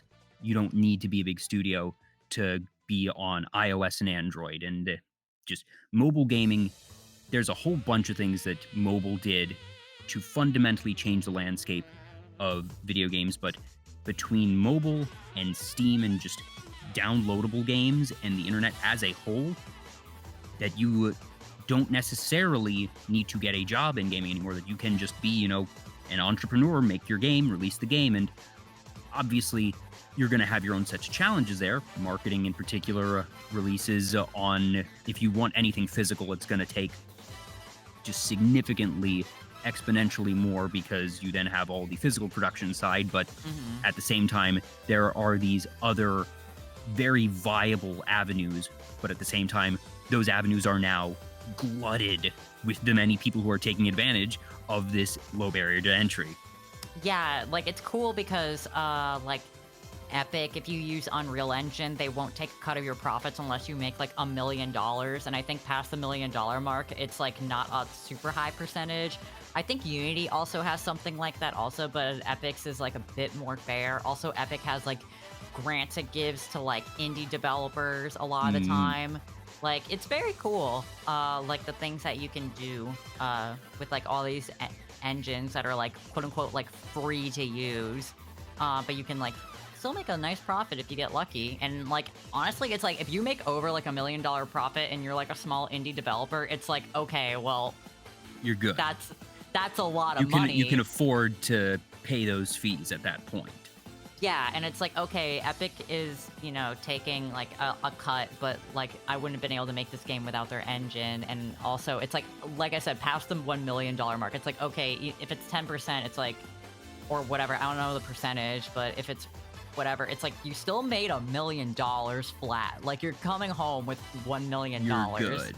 Yeah. Like, exactly, you know, obviously you probably have, like, maybe some, like, debts or things to pay. Yeah, there's but, probably you know. expenses along the way, but Yeah. they've put out something very reasonable of especially to say that it's low risk, because it also means, all right, if your game does not do particularly well and that you're now not out all the other money that you might have to pay for the program and the just everything that their engine gives you. Right, and you know, and now there's like software like Blender is just like a free 3D modeling software that is just like really good, and it's free. You don't have to pay like $30 a month subscription for Maya, and it's not even the actual full thing of Maya. It's Maya LT, which doesn't even have all the features. And if you try to give a Maya LT file to someone with like regular Maya file, they can't even open it because it's an LT file. It's not a Maya file. It's like a nightmare. It's literally like I know what those words meant. yeah. It's literally just like a nightmare. So it's very cool. I like love advancement in technology. Can't get enough of it. Can't wait to see what the future holds with it. But with all the development with Web 3.0 stuff, I am like, this is getting kind of gross. Yeah, we're also maybe entering in on a whole new interesting frontier that has, you know, I don't want to dive into all of that. My TLDR opinion on it is that there is a lot of potential, and there's some very interesting concepts at play that need iteration to be feasible at scale and used for proper purposes. Yeah. My opinion is it's stinky, but that's my opinion. I miss Web 2.0. Bring it back. But yeah, you're right. It's a whole can of worms. But yeah, it's a lot. It's stinky. It's a lot, and yeah. Is there the trouble that I'm always having? It's like, okay, I want to ask a good question, but I also need to make sure that, you know, don't ask anything private, because if there's one thing that folks in the game industry are very good at, and it probably helped make things easier for VTubing, is that we're good at NDAs. We're good at keeping secrets. So, you know, the whole keeping keeping your personal life as a VTuber private, no problem. You're already in the gaming industry. You know how to keep your secrets. Mm-hmm. But I suppose, is there, if you were able to, you know, your company's starting a new project and they're like, Byte, you can do art for any aspect of the game that you want. Would you want to continue with the elements that you are currently interacting with? Or is there any other part of a game that you would like to say, I want to work on this thing, whether it be, you know, I want to do more weapons design as opposed to props, because props and weapons are not inherently the same thing. Or I want to do stuff like armor, or I want to do enemy design but not player character design, because that can be different as well. Is there an area that you have your eye on that you are like, if I had the chance, I'd want to work on that?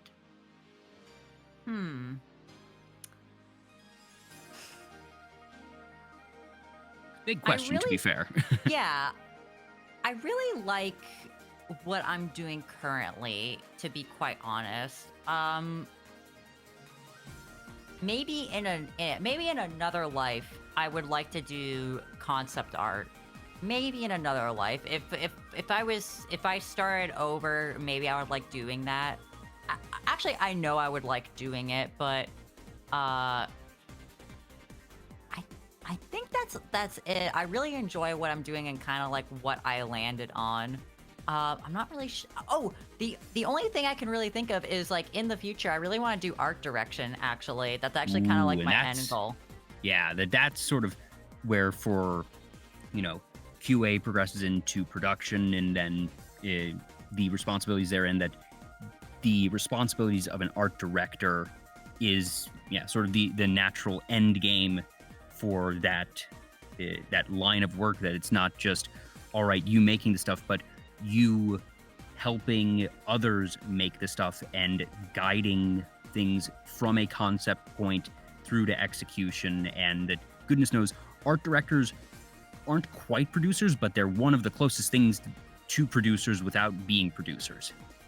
I've always been, like I said, I wanted to go into visual development with animation, and I've always really enjoyed figuring out, like, what's the theme, what's the mood, what's the like situation with like an area or like a character or anything. Like, I like doing that research. I like coming up with style guides. I like coming up with character references, boards. I like doing that level of research and then handing it off.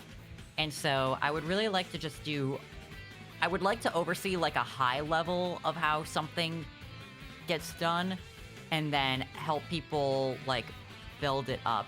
It's like I would either like to do that, or I'd like to just be like an art manager and like help foster growth with, people, because I am a big people person, and I really do enjoy interacting and talking with people.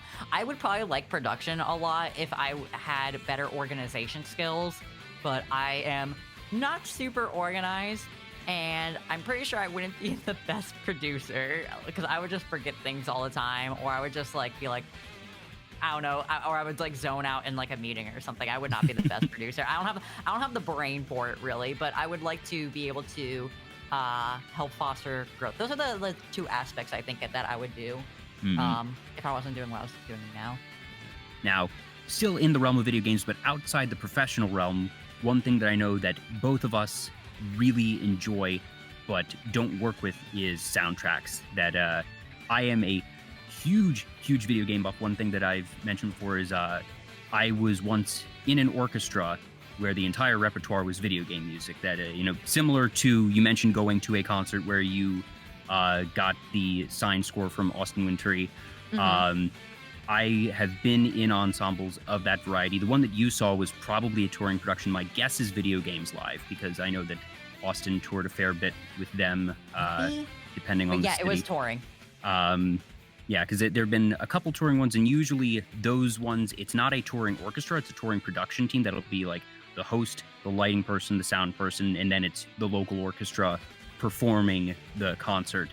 But that I, in college, was part of a group, and it was 120 members, 90 instrumentalists, 30 chorus, and we arranged a lot of music ourselves, got some music from composers on rare occasion, and suffice to say, I am a very, very big video game music fan. And we currently have been talking with Sonic music in the background, and Sonic is not usually known for its music outside of a couple ones, but there was, I'm not sure if you know, but there was a Sonic 25th anniversary concert, which was broadcast late last year. Yeah, I remember that. Okay, yeah, that was a really good one. And the end pieces were the rock ones by Crush 40, because we both have a soft spot for Sonic Adventure 2. Dude, yeah, gotta love that. I'm sorry, like, There's a couple of like video game moments that stick out to me as being like the hypest thing I've ever experienced like in my life. One of them is the beginning of Cityscape. I was like, I'm sorry, but like jumping out of an airplane and using one of the... What was that? No, sorry. Okay, jumping out of an airplane and using one of the helicopter, or a helicopter, and using one of the helicopter blades as like a snowboard type of thing, and you're cruising through the hills of a San Francisco-esque place with ska music, butt rock playing. So good. Name a cooler moment than that. It's like that. Well, actually, the cooler moment is Metal Gear Rising with Rules of Nature. Some dude just screaming Rules of Nature as you like cut a Metal Gear Ray in half. Like, okay, that's cool. That's the coolest thing I've ever seen in my entire life in a video game, actually. I want 5 more of these. Thank you. The number of hours that I spent when I remember I got a GameCube for my 10th birthday, so I had to be 10 or 11 at the time, because one of the first games, the 2 first games I got were Sonic Adventure 2 Battle and Super Smash Bros. Melee. The number of hours that I spent on the sound test mode of Sonic Adventure 2, just listening to all the tracks, like knowing that album forwards, backwards, and sideways, the very first physical game soundtrack, CD disc that I ever owned, I tracked down that they did a physical release of the Sonic Adventure 2 soundtrack. I had to go to several Borders and Barnes & Noble to find a copy, but I eventually found one. Shout out to my parents for driving me around to the 3 or 4 Barnes & Nobles we had to go to find one that had it in stock. Okay, we really are sharing the same brain cell, because I did the exact same thing. I used to listen to the sound test thing on Sonic Adventure 2 specifically all the damn time. So good. It has no business being as good as it is. It really... What's your favorite song off that soundtrack? You're in the hot seat now. What's your favorite song? Oh gosh, that's so tough, because I consider the Crush 40 songs are very different from just the non-vocal songs. That for non-vocals, Metal Harbor is really up there for me. Metal Harbor's good. Metal Harbor's a good one. I'm a sucker for brass. That I played trombone when I was in orchestra. So, that was even before I played trombone. So I've just always been a sucker for brass. When it comes to the Crush 40 songs, it's so difficult to say if it's either Escape from the City or why am I blanking on the name of Live and Learn? Okay, so me and Burnt also have the exact same. White Jungle's really good. White Jungle's way up there. I was gonna say my favorite non-vocal track is White Jungle. That song goes so hard. And then my favorite vocal track is actually, I feel like it's not a common one, but my favorite vocal track off Sonic Adventure 2 Battle is Supporting Me, the theme for the Bio Lizard. That's my favorite song. I will listen to this song to this day. I love that song so much. It certainly fits your aesthetic, that it's that just sort of, it's a little bit grungier than the other vocal tracks, but I can see how you would vibe with that one in particular. Yeah, I remember they're just all so good. I remember so vividly playing Sonic Adventure 2 Battle and getting to this fight and being like, "This is the coolest thing I've ever played. Like, this is so awesome." And I remember the song was so good. So this is okay. You want to hear like a throwback? Do you want to hear like a throwback? Try me. Okay, so I had this MP3 player, but it was a fucked up MP3 player. Okay, this MP3 player was like, it was so weird. Off-brand stuff. No, you don't understand. You really don't understand. So it had a headphone jack thing that you could plug into anything that had like that you could plug a headphone jack into, like any like auxiliary thing. You know what I'm talking about, right? Yeah. Okay. So, and you could record a song basically on this MP3 player and play it back. Okay? And so what I did is I took this thing and I would like select songs from the Sonic Adventure 2 sound test and record it onto the MP3 player manually. Oh my gosh, Byte. Really old, really janky, like random. It was this random thing. I don't even remember what it was called, but I just remember that was the only way that I could listen to like supporting me on demand. And I think it only supported, I think it only supported like 10 or 20 minutes of audio Oh my gosh. tops. And, like for Yeah, the whole this thing, sounds or right maybe for less. the day and age this was in, because what I remember is my first car didn't have a CD player. That it was like, it was a 1990 that was given to me by one of my aunts who had, they had finally gotten a new car, but this was in, gosh, this had to have been like 2000. Oh, geez, this probably would have been like 2008, 9-ish at this point, sometime around there. Yeah, it had to have been 2009-ish. So old car at this point, which just didn't have a CD player. So what I had to do was I had one of those things where it was a cassette tape that you could put in, but it had a jack that you could plug into anything. And I had the Sonic Adventure 2 soundtrack on my iPod Mini, and that plugged that into the little cassette thing. That way I could listen to it in my car, because I wanted to listen to my video game music in my car, even if I didn't have a CD player, darn it. Dude, I love this so much. I love explaining old Just garbage. Workaround audio tech.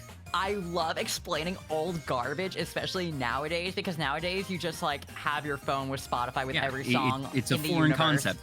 We've been talking all night about just the rapid acceleration of technology, and frankly, back then those things were considered cutting edge, and it was really cool. The idea of, okay, you can plug this headphone jack into something and just record the audio and then bring it anywhere. Holy shit! Because I that can was take before... this cassette player and Yeah. play anything off of my MP3 player. Holy shit!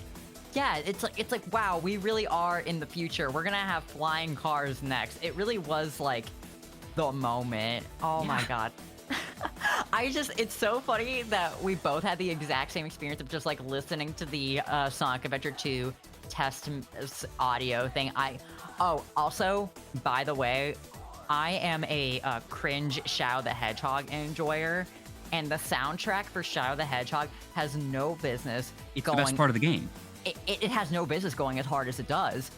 It has quite literally All no of me? business. All of me? Dude, that song goes so hard, and also that damn opening cinematic is so cool. I don't care what I anyone says. wish the rest of the game was that hype. Shadow, like, cocking a submachine gun like it's a shotgun is so cool over this giant full moon, and then riding a motorcycle is so cool. The opening theme song is dope. The main demon guy alien is so leader, cool. demon dude, I can't remember, He's pointing so forward, cool. like commanding his demon armies and like seeing them starting to just like swarm a city. I That can see this in game, my mind's eye. in concept, Shadow the Hedgehog could have been one of the coolest things ever. It was undermined primarily by a shoddy camera system, and just, I feel like it didn't commit enough to its own craziness.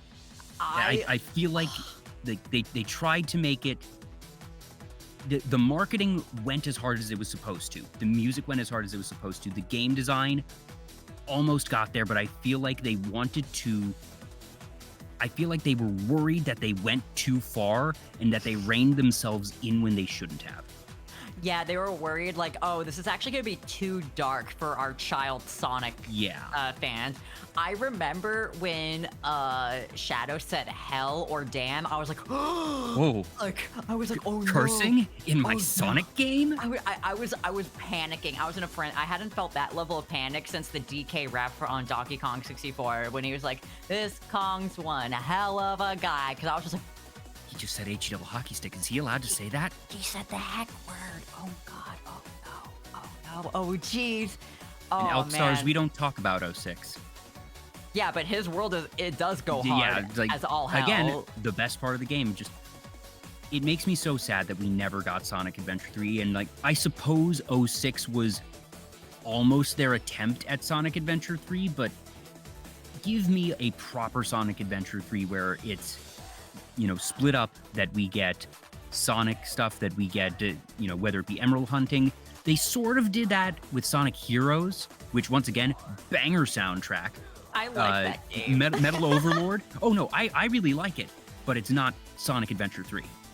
Yes, Sonic Heroes is so interesting because it's such a radically different concept from the other Sonic games. Sonic Heroes does have my favorite metal Sonic design out of any of the games. That metal Sonic design is so cool. Like, I love we're that talking both... the base one, not even the Metal Overlord, just like the base normal metal Sonic design. Well, the Metal Overlord is cool as hell with like the cape and everything. Yeah. It's so cool. I'm glad we're and both the theme on cringe that one, Sonic fans. Honestly, I feel like the cringe came after 06. I think 06 was sort of the turning point for generational Sonic perception. And don't get me wrong, like, I'm not gonna bash Sonic fans. That I will. I'm glad that Sonic has been able to just brute force itself continuously, despite its many shortcomings, and somehow continue. That it's kind of astounding, to be honest. And I am very much in the camp that Sonic the Hedgehog 2020, the film, is in the top 3 video game movies of all time. It's one of the best ones, actually. I was so shocked over how good that movie was and how good the casting was. The redesign, historical moments, that redesign. Tinfoil hat, I think that the original awful design was a marketing ploy, and I will die on this hill forever. I think they did that on purpose. I want to believe that. Like, I don't think that's the case, but I want that to be the case because I don't want to believe that someone actually approved the initial design. Literally, X-Files, I want to believe. That's what I'm saying, tinfoil hat theory. Because literally the second that I finished watching the Sonic live action movie, my first thought was, I want to see this movie again, but with the original monster song. I want to release that cut. Literally, release the release the jank cut. Yeah, release it now, you cowards. Like, I want to see it. I want to see Sonic's gross, realistic teeth. Yes, burp, exactly. I want to see it right now. And I'm so excited for the new movie. Oh, absolutely. And Jim Carrey as Robotnik is inspired. He was so good. He was so funny. He was so weird. You could tell he was having the time of his freaking life. Oh, I get to play a weird man and be as weird as I want. Great. It was returned to late 90s, early 2000s form for Jim Carrey. And it was so good. That was the thing, honestly, that carried the trailer. That when we were worried that we would have to deal with that atrocious Sonic model, all I kept saying was, I will see this movie for Jim Carrey alone. I don't give a damn if I need to just close my eyes whenever Sonic is on screen. Even in the trailer, you could tell that he was dialed in 110% and living his character. And I can't wait to see what absolute batshit insane stuff they have him do with the second one. Because the trailer for the second film, hype as hell. We're getting into Master Emerald territory, and wrapping it back around to the Sonic Adventure series of, all right, it looked like the Sonic Adventure 1 temple. Yeah, no. Like Pikal and the rest? No, you're totally right. I'm so interested because this is Knuckles when Knuckles wasn't really pals with Sonic. And so what I'm guessing is gonna happen is that Eggman recruits Knuckles and then Eggman betrays Knuckles. Knuckles joins up with Sonic and blah, blah, blah, blah, blah, blah. Of course. What I'm really hoping for, this is my dream scenario, is that either Metal Sonic appears in the movie or the post-credit scene for this Sonic movie shows Eggman making Metal Sonic, because all I want in this universe is to see a good Metal Sonic. Yeah, I love Metal Sonic so much. It's going to be that or Shadow. It's going to be Metal Sonic or Shadow. It's going to be one of the others. There's no way that they don't make it at least a trilogy. I need you to know that if Shadow the damn Hedgehog appears, I will scream in this movie theater. when I watched so the last movie I saw in theaters before, the whole But 2020 stuff happened. The last one I saw was know. Sonic. The last Yeah, one I saw was Sonic. I was like, is the last movie I'm ever gonna see in this world Sonic? Because okay. But I remember the end credits, When the Tails post credits. appears. This man in this theater screamed like his life depended on it. I am not joking. He was just like, Tails! Oh my god! And I hate it when people talk, yell, do anything in a movie theater, but this movie theater was packed full of adults, so there was not a single child in this damn movie. Mhm. And everyone started hooping, hollering, cheering, and I was It's like, like, okay. of all the times, that's fine, because it's the No, end, that's it's the fine. post-credits scene, there's Yes. not important dialogue going on. That's the moment to lose it. And also, it's like, yeah, this is Tails, this is amazing, but I can guarantee you, I look at me, I guarantee you that if Shadow appears at the end of this Sonic movie, I will be that person screaming in the movie theater.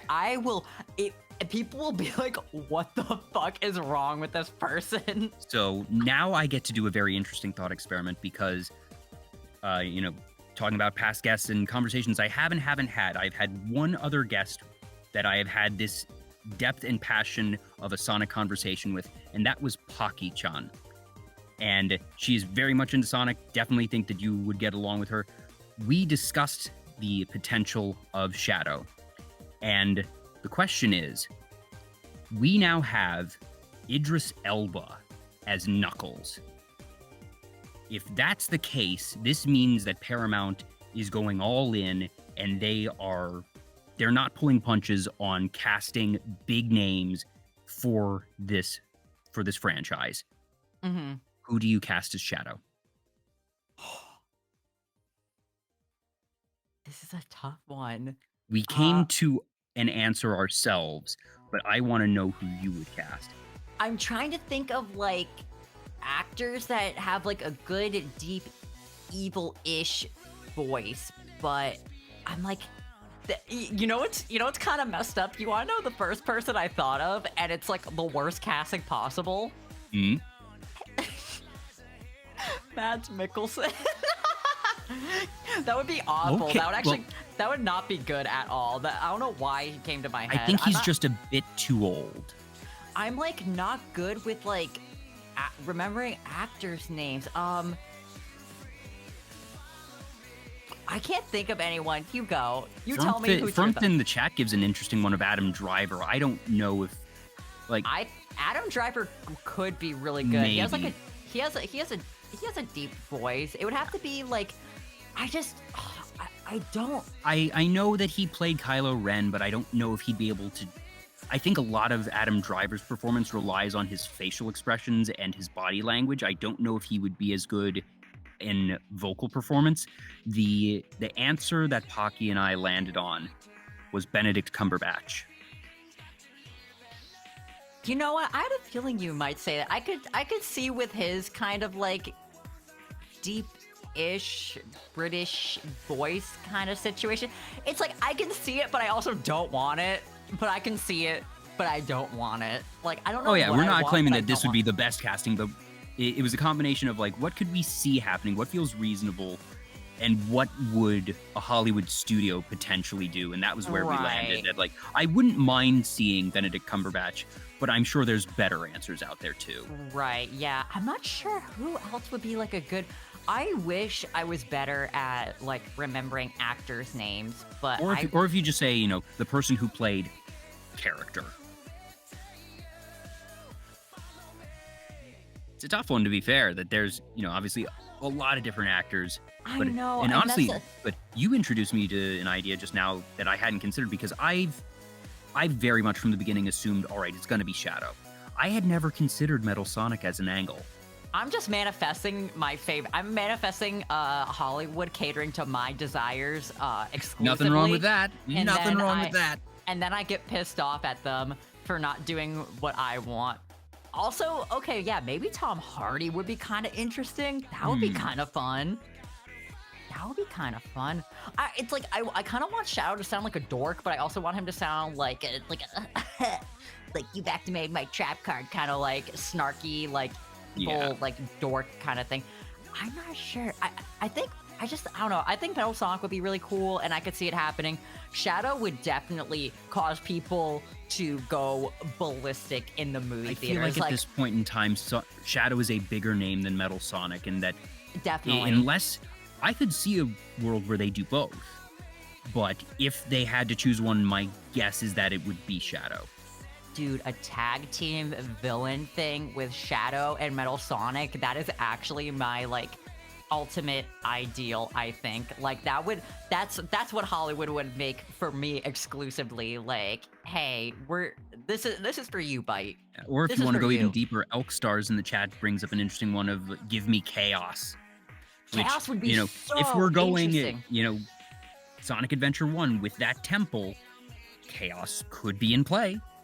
Oh my god, I'm getting like, okay, this poor movie is about to have like my expectations put on it. I recently got like, I was disappointed. This is kind of related, but I recently got very disappointed with like the newest Scream movie, just because I had my own expectations put on it, which I guess isn't fair to the movie, but also I don't care. I was angry. I was so angry when I left the theater. It was, I left in like a huff. Aww. I was just so mad. But yeah, Chaos would be so cool. That would be really awesome. That you don't really cast. Chaos never had a voice or anything. Chaos is silent, so you can just do that. And I think we're at the point, we were at the point of visual fidelity, talking about opening cinematics of what Chaos looked like in the Sonic Adventure 1 opening cinematic, that we can get that on screen now. And it would look incredible, because the goodness knows, Chaos monster would be so cool. Perfect Chaos is fucking terrifying. Just you think about it at scale, it's huge. And crap. Now I'm thinking back to the trailer again. That big temple was surrounded by waterfalls. I swear to God. Okay, Did we just call the plot of Sonic and Knuckles the film? That would be literally insane if they went that route, because that would be like such a deep cut for Sonic fans. Honestly, I don't think that Sonic Adventure 1 is a deep cut at that point, because it would then even set up into Shadow for Sonic Adventure 2 that, you have your origin movie, you have that first 2020 film, but then what if 2 and 3, because in the beginning of Sonic Adventure 1, Knuckles is adversarial to Sonic. Yeah. In Sonic Adventure 1, because Eggman had convinced Knuckles that Sonic was the one that had stolen the Master Emerald and stuff. I swear to God. They could just be setting up Sonic Adventure 1 and 2. I swear to God. I'm like about to scream. I'm about to scream right now. I'm worried about my expectations, because God knows that I would love to see Sonic Adventure 1 and 2 brought to screen. Oh my God, would I love to see that. You are going to get a message the day that the new Sonic movie comes out, and if we're right, it's going to be either elated or dang.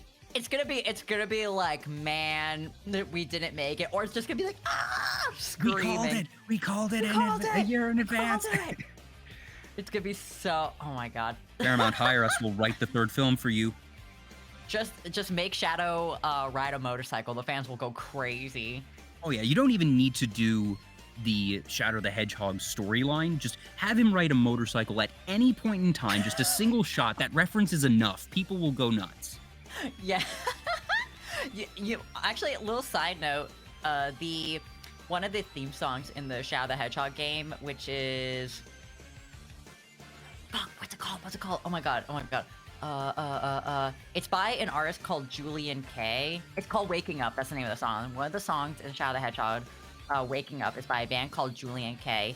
And I once went to a music festival called Project Revolution, which was Linkin Park's music festival, and one of the opening acts was actually Julian K. And I remember I was like, they did not play the song, unfortunately. But I remember just being like, you guys are on the Shadow the Hedgehog soundtrack. Like, and I was just thinking it. Like, that's how I knew them. No one else, because they're not a well-known band, but I was just like, what is happening? Elkstar's in the chat. Imagine Jim Carrey getting to act for blowing a hole in the moon. I'm telling you, like, Space Colony arc. Dude. Easy. We like for the type of CG that we can work with nowadays, because the Bio Lizard isn't an acted one. That's just all CG. Final Hazard, Space Colony arc. We can do this very easily with our current technology and make it look technology. good. Yes. Oh my god. That would be so cool. Oh. Well now I'm even more excited. Who knows? And even if it's not, like if it's as good as 2020's, I'm gonna be happy that they did so well with that movie. Movie's so much fun. Man, I love Sonic. All Sonic fans are. I was just like talking about this to a friend today, but like, because I was talking about like the new Pokemon game, because it's like part of me wants to buy it, but part of me doesn't want to spend the $60 because I've been burned by Pokemon games like the past couple of times, and so I don't want to risk it. But it looks cool, and it's like one of my friends is just like, well, I'm gonna buy it regardless because I like Pokemon and I'll just like keep buying them. And I'm like, yeah, I'm kind of this way with Sonic at this point. And my friend was like, that's somehow worse. And I'm like, I know. All Sonic fans are absolutely deranged. Have you seen the trailer for the new Sonic game that they're gonna come out with that's like open world or something? Or it looks open world? I saw the teaser because they actually had the teaser for it at the end of that concert last year. Oh, cool. I might have seen. I remember hearing that they dropped a full trailer for it. If I've seen it, I Game Awards. That's right, they did. Okay, yes, I did see it because I was watching the Game Awards. That's right. Yeah, and I was just like, someone was joking like all Sonic fans anytime they see like a new Sonic game are just putting on like a red hot stove to see if it's hot. And the second that trailer came out and I was seeing it, I was like, I'm putting my hand on the stove. I'm putting my hand on the stove. I'm gonna buy it. I'm probably gonna buy it. I don't care because at this point I'm too in deep. I just want a good game. Yeah. And just like I said, it is both fascinating and impressive that Sonic has been able to just brute force itself forward as a franchise over the past decade and a half with all the downs and occasional ups that it has had. The very rare, very sporadic ups that it might get. But honestly, I think the reason that Sonic still exists as a franchise is because of the cartoons. Because the cartoons, I did not watch them, but I know that they were successful. I think that the TV series is what has carried the franchise games for the past decade. Are you talking about like the newest one, like the 3D one? Yeah, I forget. It was like Sonic Forces or something that they had a cartoon that was on like it was either Cartoon Network or Nickelodeon, but that it was Cartoon Network. It had a pretty successful run from what it sounds like of several seasons. Not talking about Sonic X. That is another thing of hypest Sonic songs of all time. Gotta Go Fast, the origins. Go faster, Sonic X. Man, every Saturday morning that show was on. 4Kids Entertainment at the height of their powers. That's an entirely separate conversation that I could go on for hours, goodness knows. Yeah, but I think like the 3D, it's the Sonic Forces show, it like was surprisingly good. People weren't expecting it to be good. It was surprisingly good, surprisingly funny, and yeah, I don't know. I never really watched it because I don't really watch a whole lot I didn't of TV, either, so I really can't comment on it. But from what I've heard, it was mostly good, and that the fact that it got renewed for, I think it was 3 or 4 seasons, means it had to have had some traction at the very least. Mm-hmm. Yeah, for sure. Well, I'm glad that we're both cringe Sonic enjoyers, both just constantly putting our hands on the hot red stove. I maintain that Sonic Adventure 2 is not cringe, and it's the type of thing that I feel like it's more of a meme to say it's cringe, but every time Sonic Adventure 2 comes up, nobody ever has bad stuff to say about Sonic Adventure 2. That it has talk about how good it is. People love that game, and the reasons for loving it vary. That some people say that it is just that Sonic is the game that was stapled on to the Chow Garden, and oh boy, did I spend a lot of hours in the Chow Garden. Oh, I absolutely cried when my favorite Chow Zack went into that gray cocoon and disappeared. I was distraught. Oh my god. Trauma. Literal trauma. Actual trauma. Just... but I'm so happy that Sonic Adventure and Sonic Adventure 2 in particular have maintained their combination of nostalgia and infamy, because goodness, they aren't perfect games, but they were really good games, and that they aren't the traditional Sonic model, but that the combination of the music, the level design, the characters, and the plot obviously has stuck with a lot of people over the years in ways that even after, like you've said, all of these hot stove moments over the past decade and a half, that Sonic Adventure and Sonic Adventure 2 still stand tall as highly regarded entries in the series, even if they are really anomalies, because they are not the normal Sonic model. I think that they were a perfect product for the time. I think that they are a good reflection of the time. You had the butt rock, you had the ska. It's like you play it now, controls are clunky, camera's crazy, you go flying way too fast. I think 3D Sonic games are like very challenging in of itself. Like Sonic works really well on like a 2D space because you're running so fast, but it's like a 2D, you know, left and right. But then the second that you introduce like Z, like a Z axis part of why it worked just, is because 2/3 of the game was not running fast. Yes, exactly. So it was just, I think that Sonic Adventure 1 and 2 were like perfect products for the time, but now you try and play it and it's like pulling teeth. Like same thing with like Shadow the Hedgehog, because like in my mind I remember like, oh, the gameplay of Shadow the Hedgehog wasn't bad, but if I were to try to play this now, I would be like, oh god, this is awful. Honestly, I kind of want a stream of that bite. I'm pretty sure it's available on Steam. I could be wrong. I know that Sonic Adventure 1 and 2 are available on Steam. I'm not sure about Shadow, but Shadow if you're able to isn't, get but your I know a hands on guy. it, talking about emulation. I don't know what you're talking about, dude. I don't know what you're talking about, but I know a guy. No idea, wink wonk. Yeah, I might know a dolphin around here somewhere that might have a copy of the game for me to play on a totally normal GameCube. Of course. Oh my goodness, we've been at this now for 3.5 hours. It's almost midnight for you.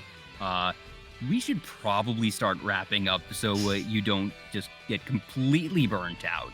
But holy cow, just there's stuff that we talked about earlier this week that we didn't even get to because we just, we got super deep on art, we got super deep on games, we got super deep on game preservation, and then just obviously Sonic for the last, I lost track. We were probably on Sonic for a good 30-40 minutes, but boy, yeah, was that fun. Both big Sonic heads. Oh yeah, and like I wanted to talk even more video game music, but it was like, all right, we have the easy entry point to game music of Sonic, and then just fell down that rabbit hole. So Yeah. we'll have to talk video game music another time, but suffice to say, we are both very big game music fans. And like, that could be interesting. I wonder, like, since game music can be played on Twitch without it getting bonked, that'd be interesting. Like maybe doing a game music listening party stream, because you can do that because it's just game music. That would be interesting. Just like talking about like specific tracks. I know I've shared certain tracks. Like I think I shared that Shadow the Hedgehog song like when I was playing Sly Cooper or something once, because I was like, yo, there's this one song from the Shadow the Hedgehog soundtrack that goes hard as hell. And I share that, but that would be interesting actually to do. Like, what's like an obscure game track that you think goes hard as hell? Because everyone knows that like City Escape goes hard as hell, but like, what's some random obscure song that is like, yo, this is like my jam? That would be interesting actually.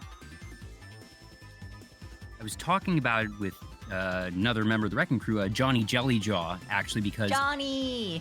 Oh gosh, and it all comes back because it's a Sonic Team game. Oh my gosh, this wasn't even intentional. I just realized it.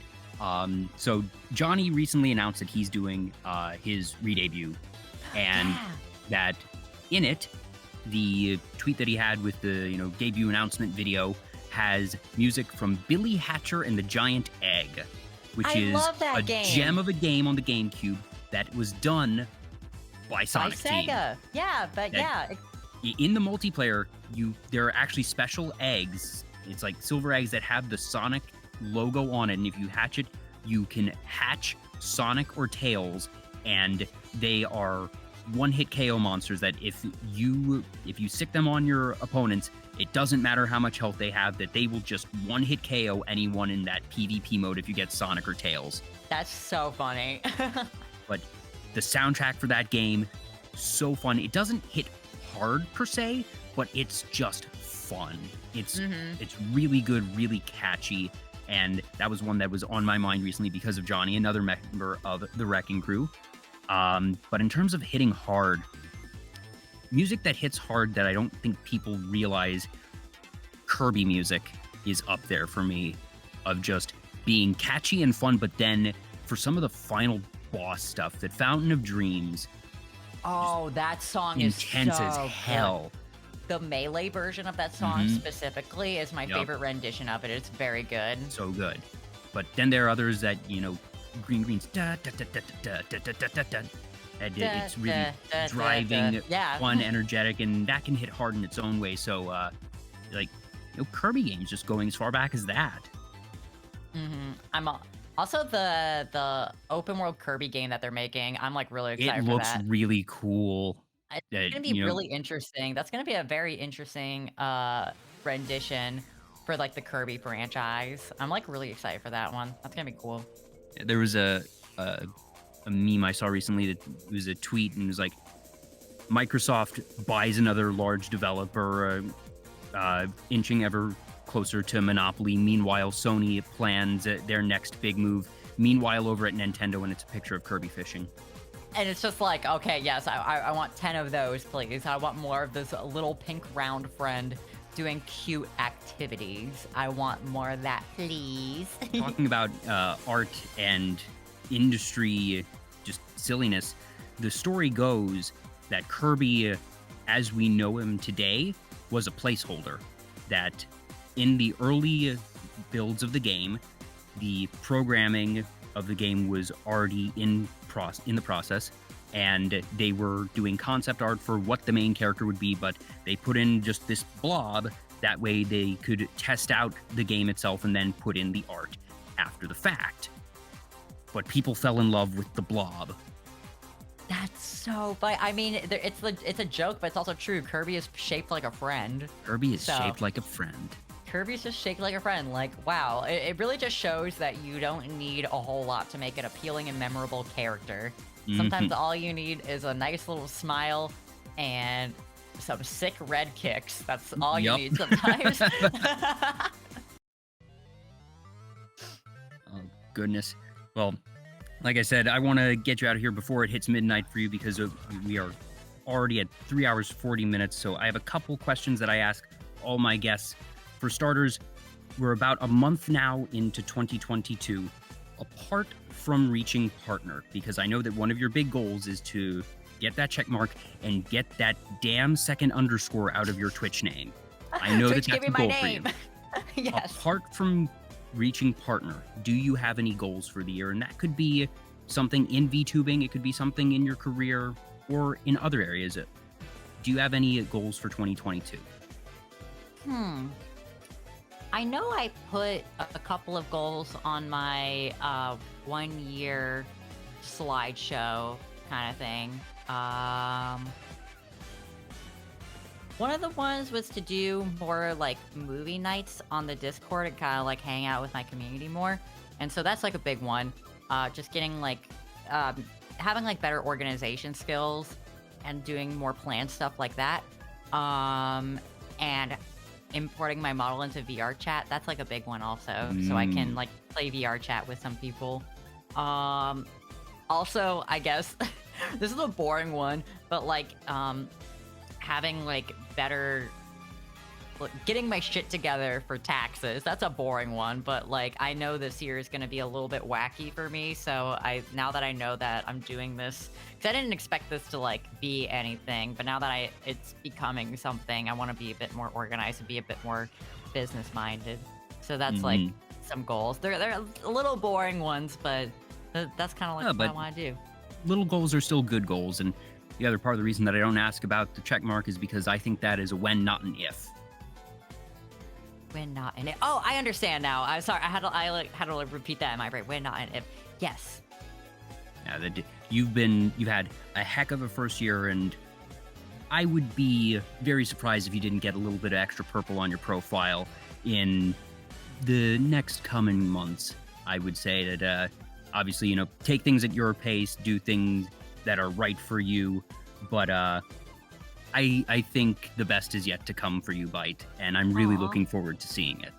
Thank you. I really appreciate it. I was just saying, on Twitter, actually, the past couple of weeks have been actually a little bit crazy for me because, I did my 1 year anniversary and my re-debut, and that went really well.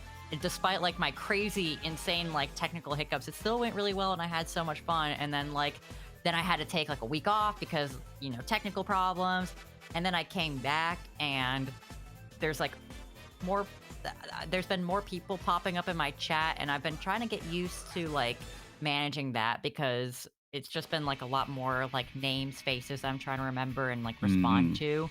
I posted my model showcase kind of thing, and I didn't expect that video to blow up, but it kind of blew up on Twitter, and so then I got this influx of followers, and I just hit 2,000 followers today. That's right. Yeah, 2,000 for you, 1,000 for me. It's a good day, Byte.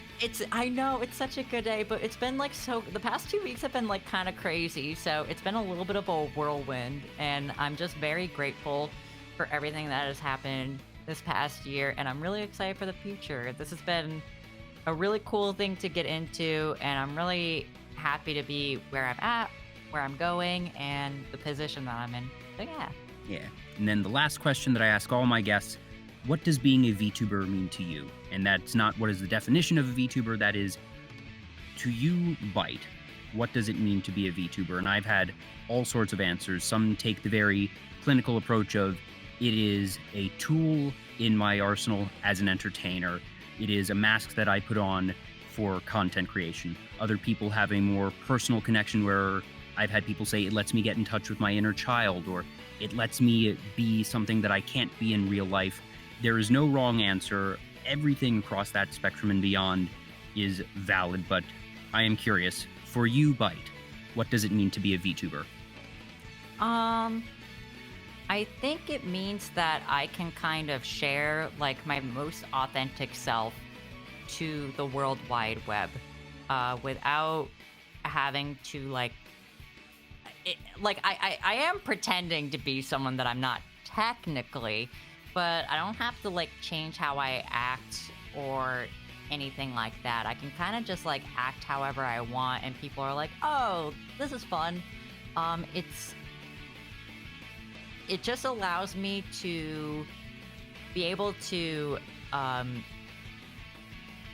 meet a bunch of other people, stream, interact with others without any fear of anxiety or rejection. I get to just focus on being me and being myself without having to hide any of that. Yeah, and also I get to play around with a bunch of cool technology and do a bunch of things that I can't do in real life. I had a teacher in school say that the reason why we do animated movies is because it allows us to do things that we can't do in real life. And that's why I like it so much, because, I wouldn't be able to do this automatically in real life, but because I'm a silly little digital construct, I can. And so I get to do a bunch of really cool, wacky things that I'm not able to do in real life. And so it's great. I love it. I get to just be very creative and be myself. I love it. Getting to do wacky things online is fun, and I'm tired of pretending it's not. Exactly. It is the year of the silly rapscallion. I have to get sillier. That's what I say to myself every morning in the mirror. I just look at myself and I'm I have to get sillier. We need to go farther. We need to get memeier. We need to get cringier, but yes, having exactly. fun the whole time for sure. And that is, one of the key words for your stream's fun, that if you are not already following Byte, do yourself a favor. Install this little exe file. I promise it doesn't take much memory on your computer. It surely doesn't. I'm a tiny little file. No, Oh, whoops! No, I did. No, ignore them. Nope, no, nope. that's the Bad. that's the bozo. Yep. No, hey, Mr. Byte underscore exe, you bozo clown who streamed Counter-Strike Global Offensive one time, like 1 month before I got my name. Hey, you jerk! I'm coming for you. I'm getting my name back. Make sure I'm getting my the identity back. _ on Twitch, _ on Twitter. Give her a follow. You're gonna have a good time. Byte, as we start to wind down, is there anyone that you would like us to raid? Oh, let me see. Let me see if anyone's online. While Byte is searching, I'm going to do just a couple housekeeping things. As always, thank you all so much for tuning in. I do shows usually once a week. I'm actually doing a couple more than usual this next week. My next show is going to be on Tuesday. It's a rare weekday show for me, so keep an eye out on Twitter for that you can follow me here on Twitch or just on Twitter. It's always /Vtuber Talk, nice and simple. So if you are so inclined, give me a follow. Maybe tune in next time, because I always have amazing, fun guests. Like I said, this is episode number 48, quickly approaching on that big 50 mark. I don't have anything special planned for it because the big special thing was that charity marathon a couple weeks ago. I actually need to get that on YouTube because it was a bit over 12 hours each day, and I forgot that the time limit for a YouTube video is 12 hours, so I spent several hours uploading it only for it to say, this video is too big. It has to be under 12 hours. So I'm probably just going to chop each day in two, find a good place between segments, and then do, day 1, part 1, day 1, part 2, and then same for day 2. That way it's in those acceptable limits. A bit bummed because I was hoping I could get them all in one, but whatever. We will work with it. All my past interviews are available on my YouTube channel. If you want to see the one that I had with Poppy, if you want to see where Pocky and I talked about the Sonic movies, those are all available on YouTube. And like I said, I'll be back on Tuesday. I hope you all will join me. And if not, you should be watching Byte or any of my other past guests. Yeah. This was great. This was so much fun. Thank you very much for having me. Oh, the pleasure's all mine. Find anybody that you would like us to aim that raid cannon at? I have two. Dealer's choice. We have my friend here. I can type it here. We have my friend Andy Keynes, who's doing some Yu-Gi-Oh, or we could do Party Demoness, who is Minerva, who you know. So dealer's choice. I think I'm gonna have to throw him at Min because, like I mentioned, she's one of my past guests. I know her. I know that folks are gonna have a good time. And I'm not sure if you've had a chance to interact with her much beyond Twitter, but I think you two would get along pretty darn well. So if you have not taken the time, I would encourage you to reach out to her. I think that you two would get along for sure. I've talked with her passively on Twitter, but I definitely would like to... Tell her Jay sent you. All right, I will. Yeah. Awesome. Well, again, thank you so much, Byte. This has been an absolute pleasure. Thank you, everyone, for tuning in. I'm going to get the outro started, but then what should the raid message be? I guess, let's see here, Vtuber Talk raid. Put in whatever emote you like. I'm just going to put a heart for now. Byte was interviewed oh, I know what I'm going to do. And then the twinning is fun. Do you know about the twinning on Min's channel? Is that a reference to like Final Fantasy 14? Yes, it is. Yes, okay. it is. I can guess. It's a thing on her channel, and I'm hoping that mentioning the twinning will get the folks in her chat to do what needs to be done. I can't guarantee it, but hopefully the reference will nudge them. Hopefully. Once again, thank you so much for having me. This is so much fun. I was looking forward to this all week, and this is so much fun to just get to talk shop about game dev, game design, art. It's a lot of topics that I talk about on a surface level on my channel, but it was nice to talk about in depth. So thank you very much for having me. Like I said, the pleasure's all mine. One of my favorite things to do is get my guests on rants, and I think I got several really good rants out of you tonight. So fun time all around. Thank you so much. And once again, to all you viewers out there, be sure to follow Byte if you're not already. Follow me as well if you feel so inclined. Have a fantastic night, and I will see you all next time. Bye, guys.